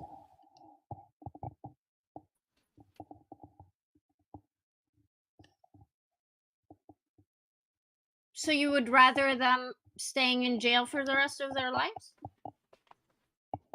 No, I would rather us come up with a different solution. Whether it be that they cannot live alone, that somebody has to be assigned to them, and they have to be monitored, things like this, fine if that's what it has to be. But I am not okay with telling somebody that they have to alter their body in order to be okay to have freedom. I can't be okay with that. We can put other Okay. kind of restrictive things on them. Like I said, they can be monitored. Um, they could be equipped with like an ankle bracelet, or like if their cell phone rings, because their ankle bracelet determines that they're in a spot that they shouldn't be in, then they have to turn on their phone and like video call and show what they're doing and all that. We could take a lot of steps in that direction. There could be a slew of other things that we could do that could also be heavy preventative measures. I mean, because let's be real, you can still offend with chemical castration. It has great numbers. I agree, Yes. it does. But Yes, it's not 100% effective. And you can counter it. I'm not saying it's a perfect solution, but the data but does even if show it it lowers recidivism. but even if it was 100% effective, I would still say no. Okay, but you know that American prisons use it, right? I'm not okay with that. I think that's fucking Okay, terrible. well, I sent you the data so you can look at that. I sent you like three sources that talk about I did like see that. institutions. However, Um, one of the things that I didn't like about the data that you sent me mhm. uh, is that, let me just double check. I took a very quick look over it, so I'm not Yeah. promising it's So perfect. so these are all oh, that's fun. Oh, okay. I would say that's funny. That looks like the one that I looked at. That's the one I sent you. So you sent me a couple of sources, but none of these are all from like a medical doctor's perspective. Yes. Um I'm really interested to see a number of sources that talk about what a mental health professional thinks about these things as well. Okay, interesting. I'm very concerned about what that experience is like for the person. Um, and I suppose it's possible that mental health findings and reports from the people that have gotten it and all that could potentially change my mind. I think it's very unlikely. But Oh, well, the that is sources the that thing that I I've find really provided, interesting. sources that I provided, the people who are getting the castration are people that have consented and asked for it. Yeah, I understand that. And I'm not saying that there's no way anybody could ever consent to this, No problem. but if it's to get So out yeah. of prison, I'm not okay with it. And also, I don't think I'm okay with it just being available. So if we're in your perfect world where people can talk about being a pedophile and they get support and all that, but then also every 10 miles there's a clinic where they can go and get themselves chemically castrated. This hurts the perfect world as well. Because there's going to be an inherent pressure on anybody who has this for the people around them to say, well, why aren't you getting chemically castrated then? Like, what are you like? Why not? Like, are you just not getting it because you want to hurt children? You should just go and get it. There's not going to be any real way for them to just consent to it without having the most harsh Okay. I think societal that's a pressure on them valid possible. I think that's a valid argument, but my counter argument would be is that it also makes it a lot more accessible for them if they choose to go a route that would can alleviate a lot of suffering from their lives. Okay? But just to very quickly say my point. So I understand that bodily autonomy is like the ultimate thing for you. I think you and I could have a fascinating discussion about the value of bodily autonomy versus like how many rights, because I think in the other solutions that you're offering except for the chemical castration, I think I can make a very convincing argument that you are violating so many other rights of that person that it might be equal to you violating their bodily autonomy. Do you I know what don't. I mean? Like I understand why how you might many think that, rights? but Yeah, like you don't have to agree. I'm just saying I think I sure. could make an argument for it. I think a few people can. It was actually really interesting. I just ran a debate about abortion, and someone was arguing for bodily autonomy and the other person was talking about comparing like pregnancy to being in a prison, and they were talking about like if limiting freedom of movement in a prison is overtaken by a bodily autonomy thing and stuff like that. So I thought it was fascinating, and now we're talking about it. I mean, I think But yeah, abortion's just self defense too. People don't like that argument, but it is self defense. I don't see how it doesn't fit. There is something that is causing you harm to your own bodily autonomy, and I think that you have the right to prevent it. I'm not disagreeing with you. Yeah. So I'm just saying that even in that situation, I think that basically my whole entire foundation for why I have any rights, every right that I have is simply an extension of the fact that I have the right to my own physical bodily autonomy. So bodily autonomy triumphs everything. Yes, and I always try to be clear. I had to be clear because I got into a debate with Big Papa Fascist about this, and I had to clarify, say my own physical bodily autonomy. Yeah. So like Yeah, the reason why yeah. people can't steal my shit is because this is an extension of the things that I've done with my body. I have traded like my body's I've exerted my body to acquire the things that I have. That's why I have the right to have my own stuff. So like everything, if I don't have a way to tie back a right of mine, Capitalism says no. uh, well, capitalism agrees with me. What, are you kidding me? I That's how don't it think works. capitalism arguments for why you own your shit is because it's an extension of your bodily autonomy. I think their argument is that money buys things. Well, yeah, but Um, my I'm trading my autonomy, doing things that I want to with my body for the money. I'm going out and doing the job. I'm letting somebody else. I'm exchanging my bodily autonomy for a set period of time to do the job to get the money so that I can have my things. yeah, that's if you work. What if you were born rich? Then somebody else has given you the products of their bodily autonomy. Yeah, but then it's not your bodily autonomy. So are those stuff yours Yeah, by that extension? that person Okay, has this is a just tangent. I was just saying. Sorry. I think that I can argue the bodily autonomy thing all the way out, but that I agree. That's probably a conversation for another time. It'd be weird to bleed in ethics Absolutely. of how we treat about pedophiles into why. uh, uh, exchanging capital and receiving capital as a part of your bodily autonomy. It would be very, very Yeah, strange. I also like, I guess for me, why I doubled down on the chemical castration was because, like, I was coming on this whole argument even more lax than you, and then I brought up the chemical castration, and you're like, you're saying both that you'll let pedophiles be alone with children, but also that you want to chemically castrate, and you seemed so like upset and confused with me.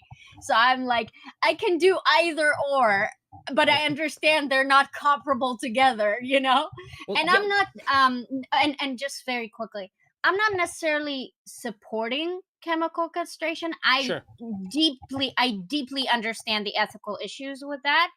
I just think there's a strong argument to be made for it. I don't know if it deserves to win if we have other alternatives. Sure, and I look, I argue for points that aren't mine all the time, and I will do so with the same ferocity of something that I believe to my core, if that's the argument that I'm trying to make. I don't think there's anything wrong with doing that. Um, Okay. do we have I had a anything else you great want to time. Thank discuss? you. Yeah, you're No, welcome. it's great. What's your stuff? Say your stuff. We got some people in My here. stuff? Yeah, I got Hello, YouTube and people. Twitch, and there's people Hel- watching. Hello, YouTube and Twitch.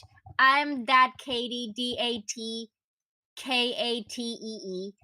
Um, I just started streaming again, I guess. I'm gonna compete with your favorite streamer over the title of most charitable debater. I'm definitely not gonna be the biggest Mr. Girl fan, so I guess he's got You that couldn't if you title tried. still. I would never try. I would lose all of my friends. Oh no, I'm just kidding. So yeah, there's a debate with Destiny on Saturday. You can watch that. On Monday, there's a one-on-one that Wick is hosting. It's me and Corentus. We're talking about religion. You can watch that. And Ooh, I yeah. love religion. Conversation. Wait, you're debating Destiny?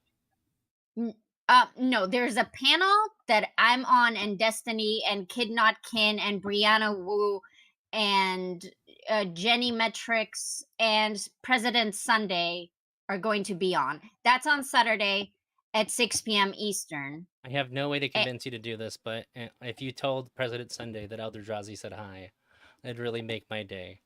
He I'll do that. oh my god. You're one of my favorites now. He actually lied about me on Mr. Girl's hotline, and I my response Oh, was you so want me to strong. upset him? Uh well, I can't talk to him. He's blocked me on things. And then he lied on that stream about him blocking me too. Luckily, Mr. Girl follows me on Twitter and called him out. He's like, "No, Drazi's telling the truth. I seen it." But my response to him doing that got Mr. Girl to tell me that I was too hot for the hotline on that one. So even Mr. Girl was like, "Fucking chill, all right." Okay, so I don't like being called a I'm gonna liar. make you a deal. I'm supposed to be on President Sunday's side, Side. but I have a feeling that me and Mr. Sunday are not always going to have the same opinion. So I'm gonna drop the Elder Jersey says hi when I am officially fed up with him, and then I you'll know, and that I will really be our appreciate code. it. That's fucking awesome. I'm absolutely gonna watch that. I like Wick a lot. I even say that like we're at least akin to friends at this point. We get along pretty well. And before we go, because I know you have an audience of mine, I want to say that shortly I'm going to be debating Smugbug on whether or not it is ethical to sexualize people without getting their consent first. Today? Yeah, that's what I have to do at 4. Oh, Him and I were I going already back and kicked forth on his ass Twitter. with that. I Uh, don't know what you would even try. I already I think it's insane. kicked Well, his because ass. he won't shut up about it. He keeps going after my I know. friends about it, and God, it's so. When I say this to people in real life, their reactions are fucking phenomenal. Especially women, they're like, "What?" Like, I guess You want to if I ask want, for permission to yeah, masturbate about yeah, me? Fucking don't. yes, it's.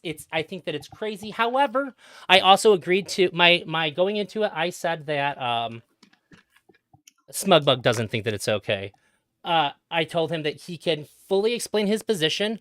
And I won't say anything about it. The only thing I'll do is ask clarifying questions. I want to make sure I have the whole thing because I don't want to get caught up in him saying I didn't say that because he likes to allude to things and then say I didn't say that. So we're going to lay it all out. I'm going to get all the information and then Can I I'm going to give you a explain to him tip? why that's the Because I dumbest thing I've had ever this heard. with him. By all I'm gonna give means. you a tip. So he, one of his um takes, he's gonna say it, that he believes that we should assume there's no consent, and then there are implicit signs of consent that you can give, like flirting or touching each other's hands or stuff like that, so you can assume that consent is being given. And I asked him on his Discord, you realize some people think that me wearing a cleavage is me giving consent, so we Yeah. can't really trust people to interpret like implicit signs of consent. So if he brings it up, you should nail him on that is I like would. just not a metric. I practice once I always advocate for I practice threshold consent. When I go on a date with somebody, I ask before the first time I hold their hand, before I kiss them for the first time. Unless that goes really weird, I probably won't ask for those simple things again. But as it escalates, depending on the level of enthusiasm that we have and how things seem to go afterwards, after getting consent, I may revisit asking again. Otherwise, probably just go with the flow. Once like, because usually things go if when things go well, they're probably going to stay well. You should be vigilant and keep an eye out for it. But I'm like a hyper consent focused person. But I this think is I the might dumbest be a thing bad I've ever heard I coming think from I him. might be a bad feminist because I think I have the most lib take out of the three of us, you, me, and Smugbug. Yeah. So yeah, I'm more like people. If you want to engage and not ask and take the risk, you can do that. Some people are chill with that, but you should know that if someone is uncomfortable with that, that's on you. So like Yeah. some Sometimes people there's a say price to if pay. yeah, exactly. Like if you I'm not want comfortable to paying it. flirt aggressively, you can do that. Sure. If somebody doesn't like that, that's on you though. You can't be upset with them over it. So if you want to take the risk to make a racy joke and someone gets offended, that's on you. Maybe they won't get offended and you win. Yes. Throw your shot, man. I agree. God, I think I just like you. I think that you're fucking cool. When I'm around new people in real life, I say, hey, just so you know, I say make a lot of jokes without thinking about them. Sometimes people get upset. They usually don't. You can usually tell that I'm just kidding. But if I offend you, let me know, and I won't make those kinds of jokes around you. That's pretty much how I handle that kind of thing. And if people want to clarify with me ahead of time and decide they don't want to hang out with me, it's probably best for everybody involved. So I don't think that he's going to get me on anything. I think that it's the dumbest thing that I've ever heard anybody get this upset about. So I think that it's going I to be, wish I you think, luck easy and you dub. should smash him. Yes. Thank you. Oh, I didn't make the video. If I do, I have a great little skit video I'm gonna make about it. I'll DM talk to you about it. I don't want to spoil the Okay, surprise. cool. Thank you very much, Okay. Katie. Bye. Have a good one. Bye. Bye bye. I need to get that out of here. So, Katie's gone, but I'm gonna be headed over to Smugbug. I gotta change the title on the stream. Zzz, on both of them.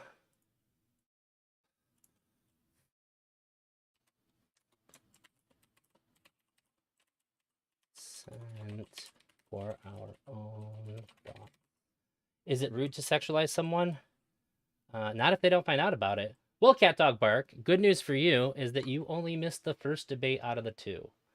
Um, that one was really, really good, and I know that you are also a Mr. Grill fan, so I think you'd really like it. Luckily for you, it will also be available on YouTube. You can watch it. I think that one was worth watching. Katie is really good faith. She's also really passionate about her positions.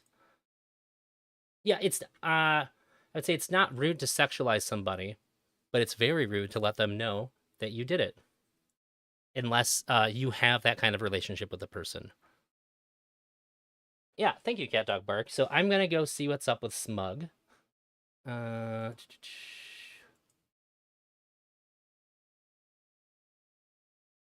okay, and let's see if we're good to go. No. Correct, correct. Which is why you don't fucking tell somebody.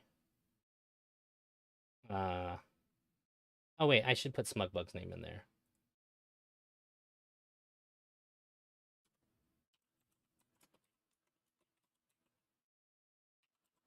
Smugbug. That only seems right.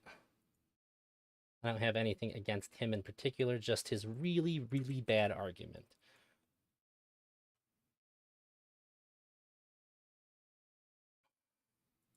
You know what? I'm gonna let's see here. Let's head over to his stream. See where he's at right now. Holy shit, I'm being thrown down the stairs! I'm just a little kid, what the fuck's going on? And then it immediately goes back to normal, and you're like, oh my god, he's choking me, what the I fuck? bet nobody expected that to happen. You just end up with like these insane spikes in experience. Now, ADHD is in many ways there's a lack of sensitivity to stimuli. You find it hard to switch between different sets of stimuli.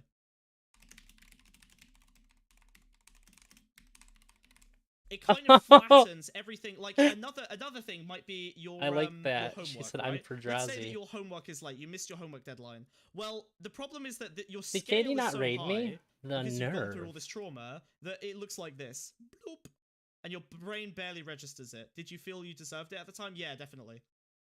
Yeah, it took. I stopped. I went to therapy, and the outcome of therapy. I did was that message I didn't him. feel like I deserved it anymore. He's in the middle of a And, thing, so I understood that it was my gonna- dad's problems. Stuck on trying to correct being a little bit taken of out on me, rudeness. not He said it was a me little deserving it. rude. And thinking that you Feeling deserve it correction has like needed, a move lot on. of impact. I don't think on it's the rest of your rude. life. Like I was bullied and victimized at school really. I don't think it's rude at badly, all. and it's because I think it's because I good had for this you. like victim mindset. I think it was good for me. Hey, I think it was good for me too. I definitely didn't deserve it, but there's a lot of things that are good about my personality are the results of that. I think it's But bad for you keep to in not mind, sexualize people. every time we do I think the it's thing where we're bad like, to ask permission. hey, this terrible experience made me a good person. Well, yeah, This is a hill I but it am made willing the other to 90, like here's you and dig my own grave, and lay down in, and 5%, die in. and the other 95% probably just got like terrible outcomes. Well, and he would didn't say have, like, no. other privileges that compensated for it or allowed them I to think it's mold bad those to not experiences choose to do into it. something that ended up being useful. If you like, can't stop most it, people just get fucked. So when we say then an it's just experience it's is just good whatever. for It's just me, morally like, neutral. Sure, I came out of it and I got a lot of good out of it. But the other 95% of people that went through it, probably Yes, got fucked I and agree, didn't really Toby. get anything useful out It's of it, the and it just ruined only their thing that lives. makes sense. And for people on YouTube, Okay. he's So saying, these little do not blips fucking end ask up- for permission your to do brain it. Just finds do very, it very hard privately. because your metric Sexual for what's impulses are important is so high. basically Your standard for stimuli is so high. intellectual. So I found myself in a position. Oh, I was instinctual. in a stable, Gotcha. long-term relationship. Frankly, with a partner who I love very much, but who had Jesus, depressive Toda. episodes. So I think that probably helped a little bit. For the first, Hey, like, that Katie, I've thank you been very with much her for for, like, following me. nearly a I decade now. appreciate you. And for the first 5 years of our relationship, she would have maybe 1 or 2 months of depression every year that were pretty severe. Maybe it was seasonal affective. We're not sure.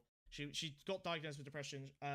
And You helped we make would up have these for spikes of, like, she some of the desperately followers I is lost having- she's during. having, like, a desperately bad Probably time. just my title, to And be I honest. felt valuable and useful, and like I could be, I could engage with that. I could read her feelings carefully. It's kind of like opposite narcissism.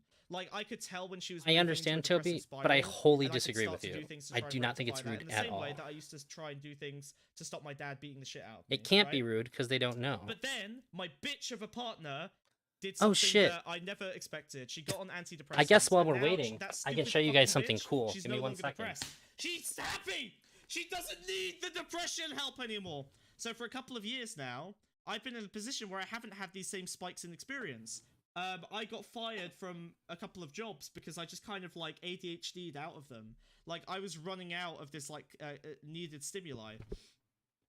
Ah, So, okay. in opening up our relationship, I started dating some wackier people. I wonder if there's and a I've also Discord I started can making friends join with some here. wackier people who like need Let's more from see. me. And I think that's where a lot of that attraction comes from. I think people who grew There up with trauma is. kind of are comfortable and familiar with like the mechanics There we of how go. trauma works and seek out that environment you trained in. You trained to be good at this. You trained works. to take So- someone who's gonna very quickly Since you guys are all here and all. you trained I to figured I could show you basically what deal with my like wife and I massive got. spikes in stimuli, right? In Uh, people, the relationships you have Mine and going her catastrophic, girlfriend going fucking nuclear at any moment.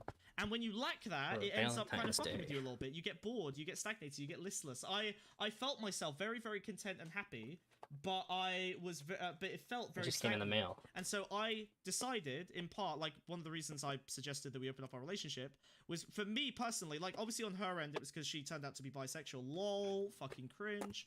And so, so she wanted to go fuck ladies, and pretty good. hey, I can get involved in that too. Obviously, there's some fun stuff there. But Based. more importantly, I see. for me, I wanted this like variance and experience. I wanted to like increase the like ups and downs of my life, and I've succeeded in that.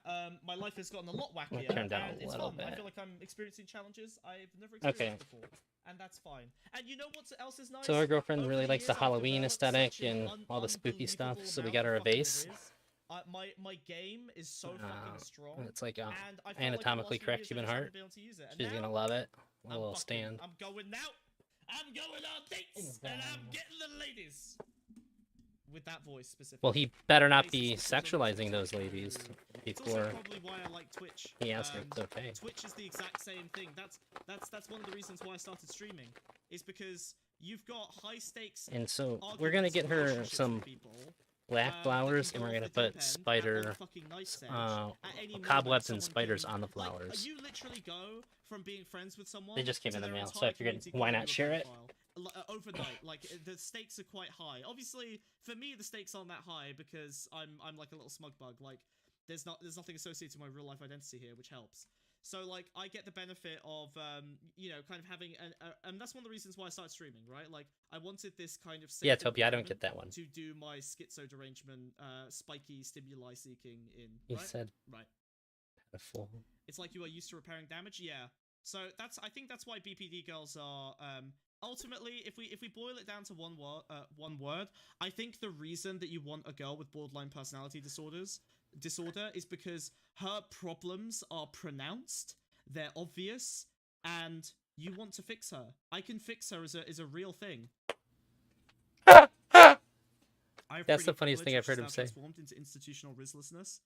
That sucks, bro. You gotta get back on that fucking wagon, dude. Like, being attractive plus riz is insane, dude. It's actually, oh god, like women don't know what to do. They think you're attractive, and they start talking to you, and then you've got like killer fucking game as well. It's really funny. If you're cracking me up. If your game is strong, why are you so weird with consent? What? Oh. Wait. Huh? What? Wait, no. If your game is strong, you should be very good at consent. Strong game and strong implicit consent game go hand in hand. Oh, they don't get your jokes? Okay. If your game is strong, why are you so... I don't get the joke. They don't get my jokes. Try again. Nice try. Fail. Straight out. That you need to dominate and screw over men in order to be an empowered woman. I mean, literally, she's complaining about the red pill community via women. Why? Okay, if this becomes the normal conservative thing, where they drop actual left-wing critiques and then they just aim them at the wrong person, I think we're fucked. It's such a powerful technique. How do you compete with this level of dishonesty? You just can't. In order to abolish the patriarchy that you need to adopt. Hey, well, I'm waiting for Smugbug to notice the DM I sent him, and my sarcasm. Maybe get better jokes. And notice that I'm in his cave. Why? Because your nudes We're supposed to be debating at this time. Oh, he did it. Oh, everyone. Ooh. Oh, do the fire emoji. Oh, he's lit. Oh, he lit them up. Good. Based Katie. All right. She said his chat's mean. Okay. We have to work together in harmony. That is how men and women Only work. if Drowsy There are consents. things that both of us do better, do differently. I We're do. biologically designed But to work together. That is she natural. didn't need We're it to join my supposed chat. Wow, sexualizing me, rude. to find balance. That is healthy. That actually reminds me of balance of nature, which Oh, Drowsy's here. Right, okay, fuck. Yeah, of course he's here. Cool. Okay, how about now? Ha, ha, ha. Sorry, I missed you. just yell at me in chat and then okay, great, good, right, okay, cool. We're talking to Drazi about consent. Yay, more Kuma discourse. Kill me. Okay, Drazi is coming in good faith, and within about 12 minutes, I'm gonna make him so angry. Hey, how you doing, buddy? Okay, all right. Hey, And that's how's just, it going? Give me 1 second here. Oh, do you have virtual camera so I can put you on? Yeah. Give me a second. Just give me a second. No I problem. gotta set up my second fucking cam because OBS has not sorted the fucking dual streaming a different scene to a different. Look, VTuber life is hard. Okay, all right. So I had that issue. I realized that I didn't update OBS. There's a new thing now where it'll just import your cam, and I was like, how come I can't fucking find this? It isn't there for me. And there was an update that I had to manually do to get it. Yeah, but I don't have a camera. Is my problem? Like I've got a. Yeah. I'm streaming a little thing, right? Yeah. Yeah, well, you can pick a specific source that you want. You can pick a scene or a source, and it'll just output that. It's really good now. And I was the loser who kept having the entire panel as my fucking camera until one of my friends. You did do a lot of that. I didn't have the update. I didn't have the option. Well, so I figured out a hack, which was running a second instance of OBS with the scene you want to transmit, which is clunky as fuck, but it works for me at least. Yep, that's an avenue that I hadn't considered. Yeah, it comes with downsides though. Trust me. Like if someone donates now, I get stuck in a loop of like screeching dogs and Tucker Carlson. So it's not ideal. You have to mute your shit. All right, there we go. All right, I'm on. Okay. Are you gonna put your cam on then, motherfucker? Oh, it's a two-way street. There you go. There we go. Okay, wonderful. All right, nice. By the way, I just want to say, you and I have never had a problem with each other before this. We never had like any real arguments. We had a really chill discussion about Mr. Grill once. That's it. Yeah, but I've had lots of very bad thoughts about you, which I have a picture of you that I've been stabbing every day to build my rage. So, you better not say stuff like that. I might end up sexualizing you. But I wouldn't tell you if I did. All right. I was gonna take down my sign here, but actually it's relevant to this conversation, so we can stick to the rules. And just to be clear, before we start, did I hear you say that you're both polyamorous and you have ADHD? Hell yeah, brother. Now I like you even. What the fuck? We're both vegan. We both have ADHD. Vegan, we're both poly. We should be getting along on this issue too. What the fuck, man? I think I might be able to bring you around. Okay, I think you're, but maybe you're too deep in the degenerate lifestyle. So we'll see. We can look sexual freedom. All right, from like a non-monogamy standpoint, very very different conversation to this one. So I don't know. We'll see. I'm just saying there might also be some misunderstandings. I know, and yet on this issue, finally we found the break in the Venn diagram. Warriors. Like we're so on the same. I don't know what you're talking about. I don't know what you're talking about. I thought you might not. No, I haven't heard of. This is a original character. You see the hat? The hat? Yeah, it's yeah. Sorry, I'll get somebody to patch up the fourth wall for us. Thank you very much. All right, let's stop the circle jerk because neither of us consented to it. What is your fucking problem with my take? Do you feel like you understand the take, or do you feel like you must be missing something? So I can tell you what's wrong with it, but I did say I granted you this. I said you can fully explain it to me because to me I must be misunderstanding something about it. Me and all the people that I like that you've been arguing with, I feel like we have to be misunderstanding something about it because you and I agree with so many things that people get mad at us for, like veganism. So like most of the time you and I are on the same page. We're not on this, so I want you to read the book to me. And then the only time that I will interrupt you is to have you clarify something for me if I don't understand. And then after that, I'll tell you what my problem is because I have to be sure that I have a problem with you first. Okay. Or your take. Sure. All right.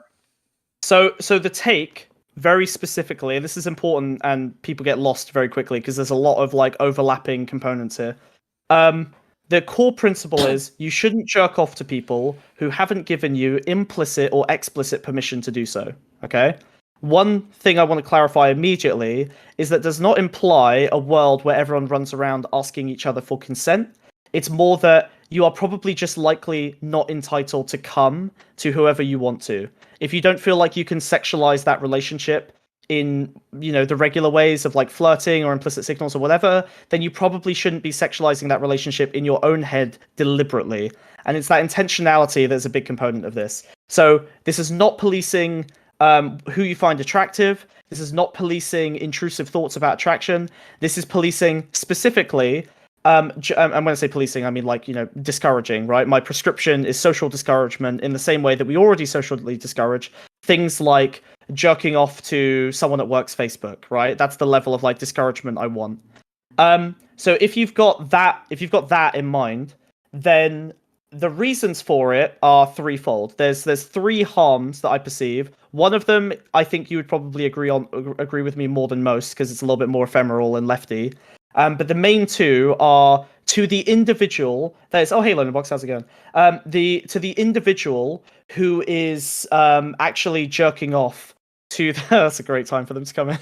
For the individual who is jerking off to, let's say, their coworker, what they end up doing is reinforcing a pattern of thought that sexualizes that person in their life, but they have a non-sexual relationship with them, which means that there's a disparity between their internalized pattern that they're reinforcing by masturbating to them versus the in real life relationship they have.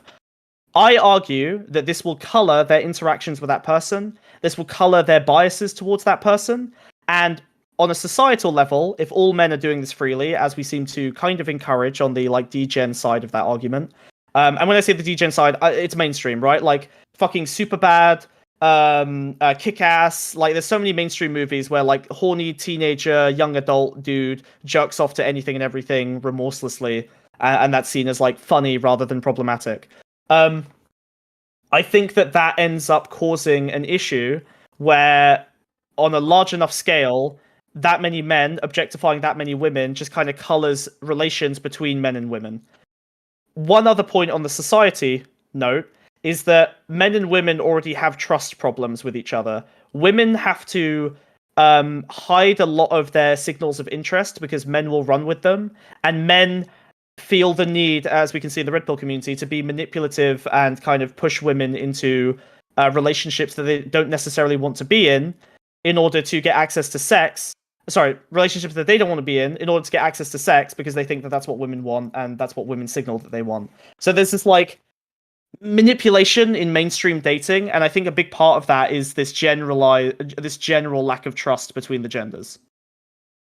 This builds up that trust because that distrust, because women know that men can basically jerk off to them without any like concerns or anything like that. That's not discouraged, and so any friend of theirs could be jerking off to them at any time. And that colors their relationships with men and the signals that they give men and the ways that they kind of interact with the world around them. The final point is the empirical side. I want to get one piece of clarification here. Do you think that a primary concern of women is the people that jerk off to them that they never find out about? A primary concern? What does that mean? That's kind of loaded. A primary concern about concerning like their sexual feelings and the way that they view other men sexually. I think that probably manifests in women's primary concern that any of their male friends or colleagues or like people they interact with could just generally be sexualizing them. This is like, I don't think it's specifically women don't want men to jerk off to them, but I think women do want men to treat them like they don't have to sexualize every interaction with a woman, if that makes sense. So in other words, like I think women want to be comfortable that like the men are in their lives who are friends with them or working with them aren't sexualizing them and aren't reducing them to like a sex doll in their heads. I think that is a primary concern of women. Okay. The final point is the one that's kind of built on the most empirical evidence. We have, and I think the analogy to anger management is a really good one, and I think it kind of demonstrates part of the problem here in a way that's less charged in the sex positivity kind of way. So rather than, let's say you've got, there's a hot woman at work, Sally, that you work with on a regular basis. and you go home, you jerk off to her, whether it's over a picture, whether it's in your imagination. I don't think there's, and I would like to ask you, do you feel like there's a real distinction between jerking off to imagining having sex with Sally versus jerking off to like her Facebook photos privately? Do you think there's really anything materially distinct between those two things? No. Okay, so then I think we can kind of use social media, or jerking off over a picture of them that's publicly available as like, they're kind of interchangeable. So then, in that scenario, right? Let's imagine instead of lust, you feel rage, right? Sally pisses you off at work. She's constantly irritating you, right? Yeah, And you have fucking bitch. you're right, that fucking bitch. Yeah. So in the same way that like a dude might have the intrusive thought that they want to bend Sally over the reception desk, the dude has a intrusive thought that they want to punch Sally in the face for being such a bitch to them, right? They don't give in to either of these thoughts in the real world when they're Thank you, talking to Sally, thoroughly but then at enjoyed the home chat. they print off a picture of Sally and let's say they stab them, right? They're like just repeatedly like stab on the table. Totally private action, right? Just stabbing the picture with a knife. No harm done to anyone. Never gets talked about anywhere. But do you think that guy who is stabbing the table repeatedly with the picture of Sally on it is that going to color their interactions with Sally over time? Do you think that if they're freely like rage baiting themselves when it comes to their private feelings about Sally, is that going to color their perspective on the interactions with Sally in the future? Maybe. I don't think Maybe. we really Okay. know that. However, I'm only Well- answering this. I'm only answering this because you asked me the question. I still want to let you Yep. finish. Sure. However, I'm nearly I done. think that if anybody is having anger to the level to where they need to stab something, they can't control their stabbing, then they should probably talk to somebody about that. Well, I think if you can't control your masturbation, you should probably talk Sure, to someone about that. we can get there. But Okay, please cool. continue your other point. Yeah, so we actually have anger management studies which give us some insight into this, right? And it makes sense from an intuitive and like our general understanding of evolutionary psychology, which is that humans tend to build patterns by rewarding themselves with dopamine for patterns of thought or like ways of reaching that dopamine hit, right? So Yeah. you have it. So we used to think, for example, it was cathartic. If you had anger management problems, you get a punching bag and you beat the shit out of it when you get mad. But what we then found out, what we realized is through quite a few studies, was that actually reinforces that pattern of anger. You get a dopamine release. You start off angry, you get the dopamine release when you punch the shit out of the bag, and it actually makes you more likely to have more frequent and more severe instances of anger in the future. So you end up using the punching bag more, it ends up causing more outbursts, and can lead to like breaking inanimate objects, right? There's like an escalation there. So we know from the science that this is a pattern of behavior. We also see a similar pattern when it comes to porn usage for a lot of people. Now, none of this is 100%, but all of these are trends which make sense. There's a mechanism for causing them. We have evidence that they occur, and I think they relate quite cleanly onto this idea of jerking off to people that you're sexualizing without their consent. So those are the harms that I feel are associated with jerking off to your like your imaginary sex doll of Sally. My very last piece of this, and the reason why I'm talking about this, you may say, well, what's the harm in this? Or you may say, well, it's about the effort, right? Like we're worried about the amount of masturbation or the amount of stabbing or the effort they go to get there. But my concern is that we've now reached a stage of like technological development where I think in really just a few years, I can probably just take Sally's Twitter account or Facebook or whatever and drop it into a character AI, and now I have a chatbot that acts like Sally. I can, dump her Facebook feed into a like a deep fake generator and just say Sally bent over scat porn, and an AI will generate a porn video using her likeness for me almost immediately. So my worry is that but my worry is that the line between imagination and like media creation is going to become so thin that we actually probably have to put a little bit more thought into the thoughts that we're having. Put a little bit more thought into what we're turning from our brain into action. I don't think that it's good to not discourage some of these actions. Okay. Is that your complete thing? Yep, that's it. Okay. Cool. So, I've categorized this argument as thought crimes. Twitch won't let me call it that though, so only YouTube. So first of all, I'm totally okay. I think that it's super Oh, based but that we can. Oh, sorry, I moved my mic. I know it makes a bad sound. that's all right. I had to sit up. I think that it's super cool that you can make deepfake porn, and as long as you keep it to yourself and you never let it get out to where it can affect that person, the world is essentially unchanged for them. But you're not concerned about the harm for Sally. You're concerned about the harm to me, correct? I'm also concerned about the harm to Sally. Okay. Can you give me an example of how it would harm Sally if I made the deepfake scat porn with her bent over and I masturbated to it and she never found out? Yeah, absolutely. So let's say that you work with Sally, right? And Sally stands up and gives a presentation. Do you think that let's say there's, 50 men in the room, right? Do you think that the 50 men who are probably going to be in positions of power are more or less likely to take Sally seriously if they're having like intrusive sexual thoughts based on the fact that they jerked off to her last night, bent over doing scat porn, versus they haven't objectified and sexualized her repeatedly in private? Do you I think think there'll be that a difference between those two groups of men? I don't think that there's going to be an On inherent average. correlation. I know that people that have made me come in my life, I tend to take a bit more seriously than people that haven't. Well, made you come is like I imagine is a do you mean person like with you like or people that you've come to? There's a difference. Well, I would say Like too, yeah, like if I had like a favorite porn star and they had something to say about it, I'd probably care more about what they have to say than a porn star that I don't yeah, that I but also what? find Yeah, super but hot. right, but you think that they make content that you like. Their intention again, you're speaking about someone who you've sexualized, but only because they've opted into that sexualization, right? They've made sexual content. The difference here is that you're taking a woman who is successfully doing something well with intentionality versus one that you've turned into your digital sex doll in private. Do you not see how the latter is quite distinct and different from the former? Yeah, so I'm just trying to give you my thoughts that are informing my answer to that when I say I can't really know. I can't really know if it's going to make them take her more or less seriously. The fact that they find her very attractive may make them take her a lot more seriously. If you think that you're taking her the most serious and she might notice, then maybe that might lead you into making your scat deepfake porn a reality. Maybe Sally really wants somebody to take her serious and you're the only one who's doing it. So I don't know basically what I'm saying is that I don't know what kind of effects this is going to have on her because she doesn't know about it.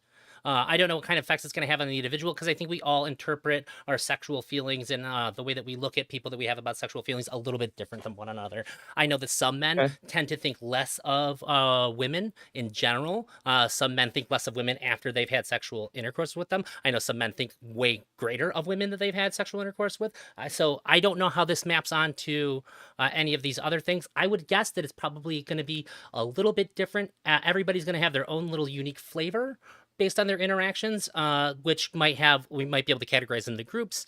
But I think it's going to be a pretty wide spectrum as to how these things are going to affect how people view another person that they've sexualized. Um, yeah, I disagree. First of all, you said that if someone's more attractive, they may be taken more seriously. That's empirically not true, actually. Like, attractive women are seen, like, in studies of women's attractiveness versus other qualities and traits. Attractive women are seen as less intelligent. Attractive men are seen as more intelligent, depending on like archetypes that they fall into. So there is research on this. Like, we do know the broad trends of how, and we know this from like gender research generally, right? Like it's a hot topic is how seriously women are taken in the workplace. For example, the same behavior exhibited by a woman will lead to worse outcomes than the same behavior exhibited by a man, just because they're interpreted differently. I You think didn't that say you're more Sally was likely. attractive. You just said that this person wanted to see them bent over doing scat porn. Sally You doesn't have said to be traditionally specifically attractive. you said some people who find Sally more attractive would be more likely to take them seriously. Sorry, That's a statement you I made. misspoke. I was trying to map on what I Okay. was saying to what you said. I used the wrong word. Oh, Yeah, so okay. Sally may not be traditionally attractive, which I think that in order to do any study, these have to be women that are like considered to be traditionally attractive. Yeah. Sure. In any case, I think that if you're objectifying women based on sexual traits in ways that they haven't consented to, they haven't opted into, you're basically taking their form and turning that into a likeness that you want to fuck. You are disconnecting their identity and personality from their body. that is objectification. Like that is the word for that. So you are objectifying them for your own like personal pleasure. And I think the end result is that if you are objectifying women, you will tend to take their thoughts and their opinions and their like ideas less seriously in a lot of cases. You personally may not, because you are, not mainstream, and neither am I. And I think while I don't personally do it and haven't for a very long time, just for reasons I've talked about another time, like I don't happen to do that myself. I think that if I did jerk off to Sally at work, I would probably feel comfortable, and I would think I would accurately be able to say it won't affect my relationships with Sally personally. But we're talking about the broad trend for society. This is a prescription that I think benefits society broadly, and I think that the mainstream man will end up feeling differently about Sally if they're jerking off to them in private and they've got a digital sex doll that they can fuck in private, versus someone that they aren't objectifying, right? That they keep their body connected to their like personality and thoughts and ideas. Sure. Do you see a difference between objectification and sexualization? Not massively. There might be a very minor distinction there. Like, I think objectification probably more accurately describes some of my problem. I actually spoke to Katie yesterday, and they used the word objectification. I think that probably maps on a little bit more, but I would avoid using it in a non-leftist context because I know that would trigger any conservative that I'm talking about, because they'll just start whining about feminism. So, okay. That's probably why I started at sexualization. So here, that I have an interesting hypothetical for you. So let's Sure. say I'm just gonna sexualize Sally. I'm not gonna objectify her at all. In fact, when I masturbate to the thought of Sally, I engage in foreplay to the highest degree. I imagine us going on a date first. We come back, we talk about things, and I act more interested than I am because I am my first date best representative version of myself. And then we go to the bed, we make out. I've learned so much about her in my imaginary scenario. And then when we finally get to have the awesome bent over scat sex that I so desire, that's when I masturbate. She has been sexualized, but she has not been objectified. I see her as a real person the entire time in my mind. Is this okay? Yeah, I think that's better. It's not okay, but it is better than the objectification. But I think we both have to acknowledge that sexualization leads to objectification in the vast majority of instances, especially across like a mainstream male population. Like, I think that if you're sexualizing a woman, there's a level of objectification that kind of just is a tendency from that sexualization, right? Most men are not imagining taking a woman out on a date. Most men are imagining like just fucking Sally, right? You're not jerking off to the idea of like a candlelit dinner where you're like trying to engage with their personality before you decide whether they're worth fucking. That is a 0.1% of men it's my fantasy. proclivity. She's always going to be worth fucking at the end of it. But what can I say, Smug? I'm a romantic. In fact, right before I came on here, I got to show off this sick Valentine's Day gift that my wife and I got for our girlfriend. Wow, you guys really are polyamorous, huh? She likes the Halloween aesthetic a lot, so we thought anatomical heart vase would be good. Yeah, perfect.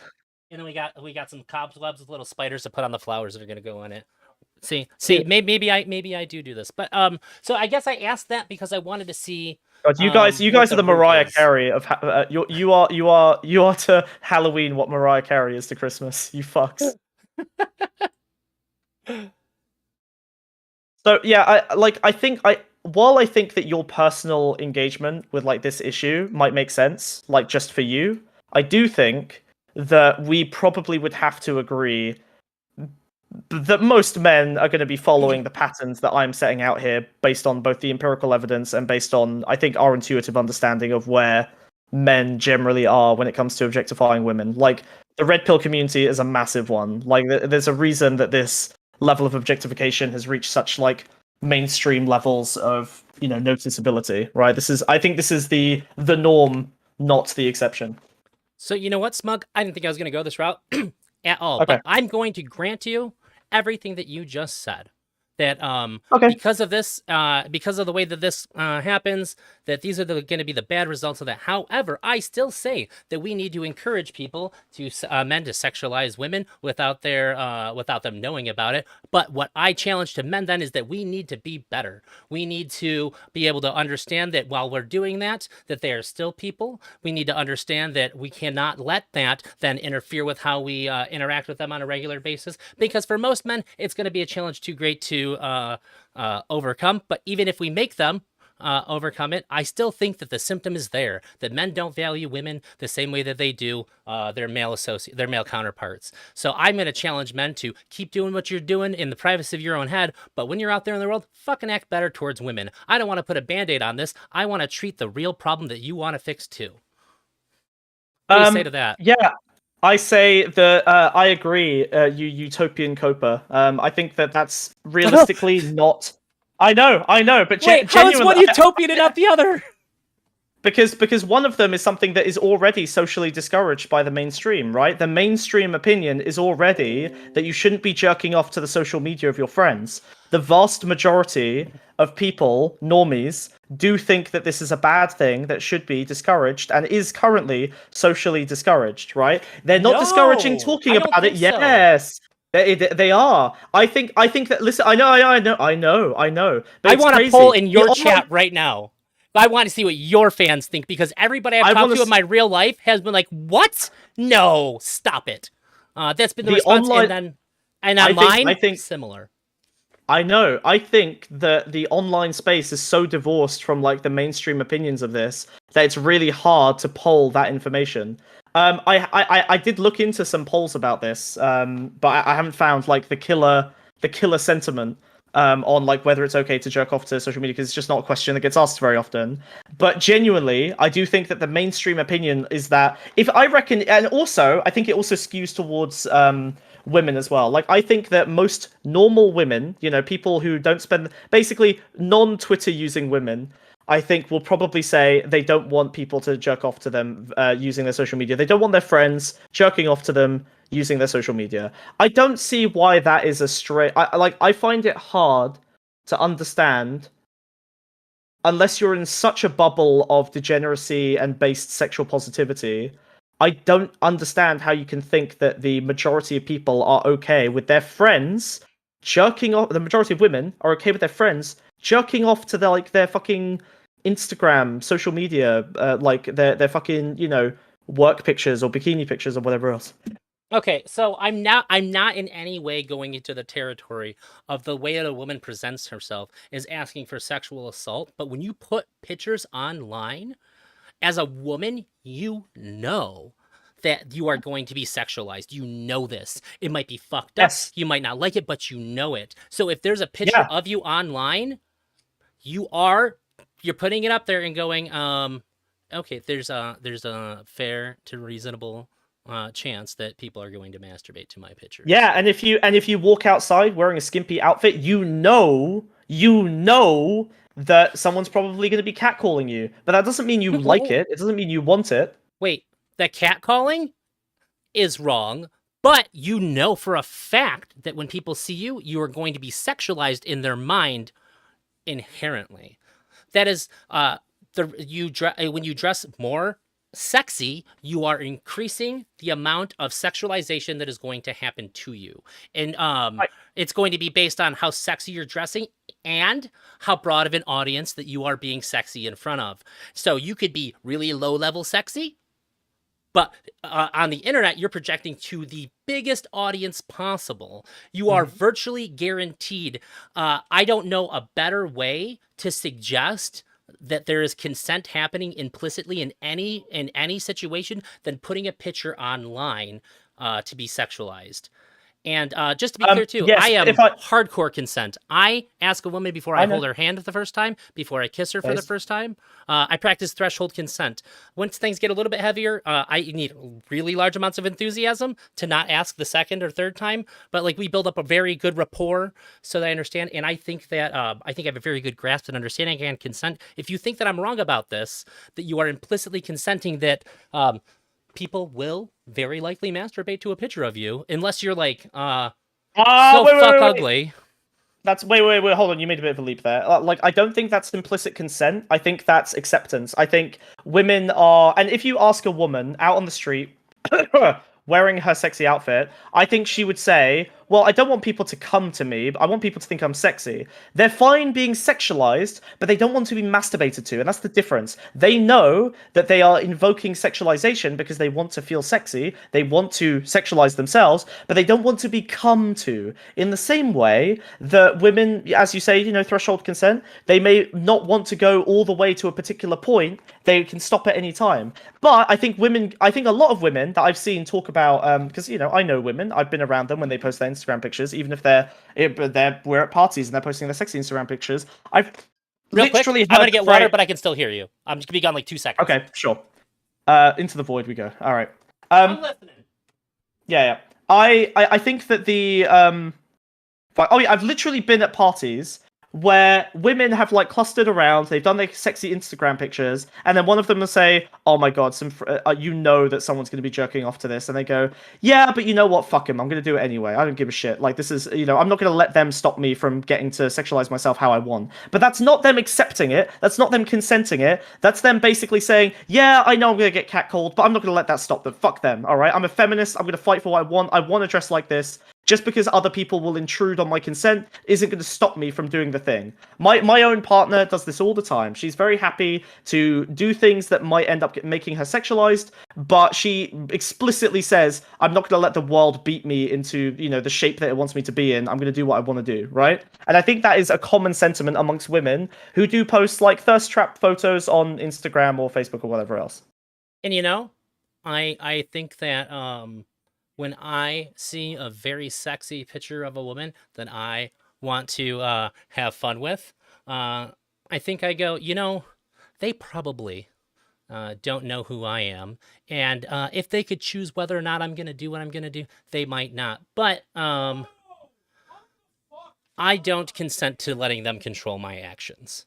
I am a human Don't being, and consent to them making you consent.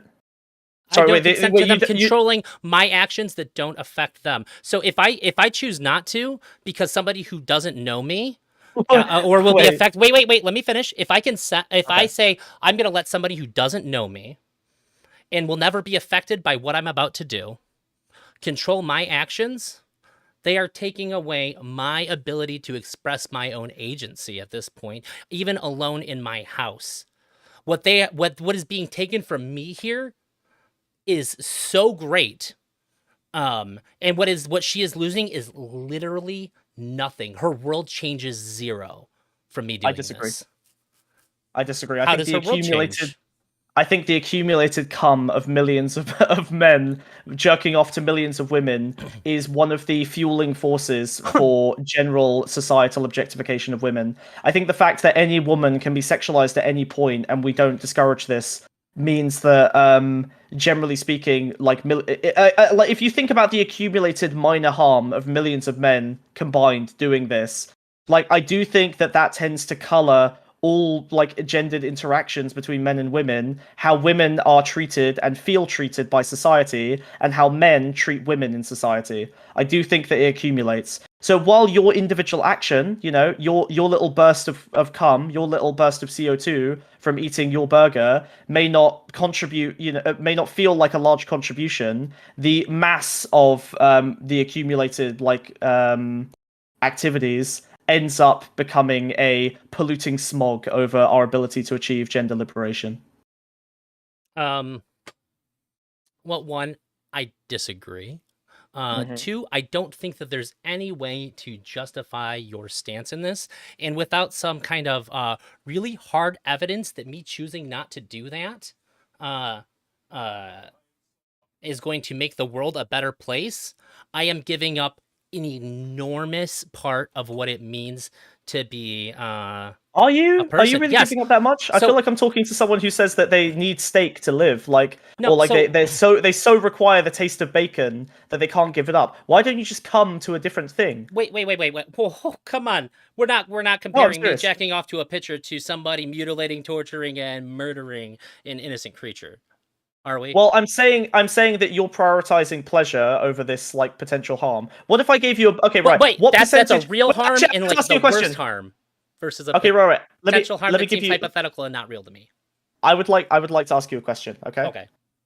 What percentage chance would you genuinely, truly, heart of hearts, honesty, would you say there is that I'm correct about a large component of societal objectification of women being all the men in the world basically being okay with jerking off to whatever woman they want in their own lives?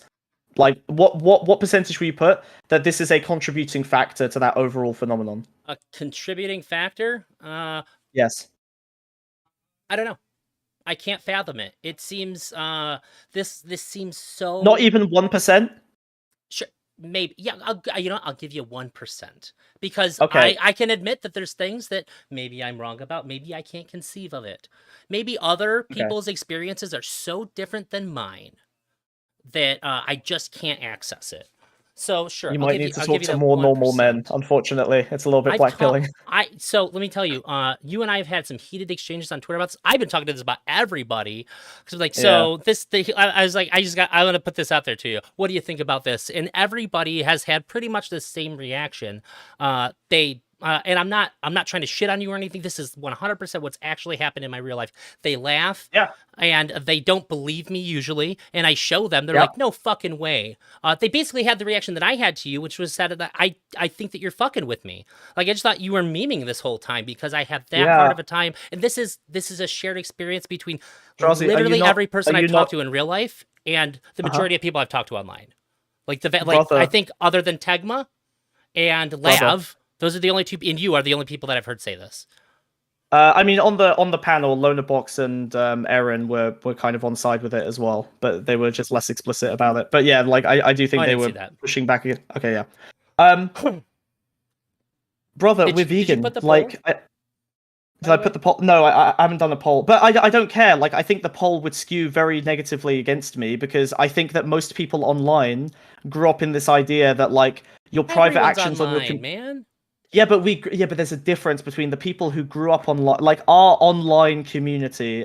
You know exactly what I'm talking about. The people who, when they were 13, they weren't on Facebook, they were playing video games, or they were in weird chat rooms, or doing like strange shit, or on 4chan or whatever else, right? Like the people who grew up on that kind of internet. I think are going to have like quite a specific sort of libertarian mindset to it because it aligns with a lot of the core values that a lot of people like about the internet, right? This idea of like real privacy.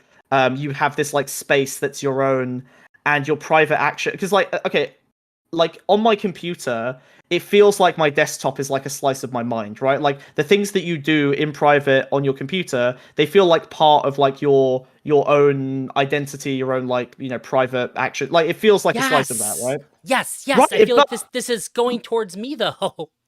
wait, If I hold on. choose not to No, masturbate, that's still in me. I'm just making the choice not to do it for some idea that's Well, we've already actually a talked lie about. about who I am. Right. You're right. I'm not saying that. Sorry. Well, first of all, we already talked about the reinforcing, like the actual, the anger management stuff, the porn stuff. Like But there I are don't think clear. those connect. Right. Okay. I tried finding but- that connection online too, and as far as I can tell, it doesn't exist. But I think that Now, private porn that addiction is idea. a lot different than masturbating to regular photos too, and then imagining. I mean, sure, in some senses, right? But you're still reinforcing like a pattern of behavior based on. Well, I don't know. Like okay, hold on. It's a whole other topic. Tulpas When are we like talk about problems with porn, yeah. it is always in the context of being porn addicted, and porn addiction is something a lot different than what you and I are talking about. Porn addiction is a real thing that has serious implications on the mental health of the person, whereas masturbating to a photo, yeah, it is. No, sorry. The first part isn't true. We're not always talking about porn addiction. We're often looking at not. It's not always porn addicted people. We're often looking at trends in like views towards women as well, for example, based on kinds of porn content. Not addicted people's porn content, but the content that people who just watch porn, which is most people, are viewing. Right? We find correlations between things like,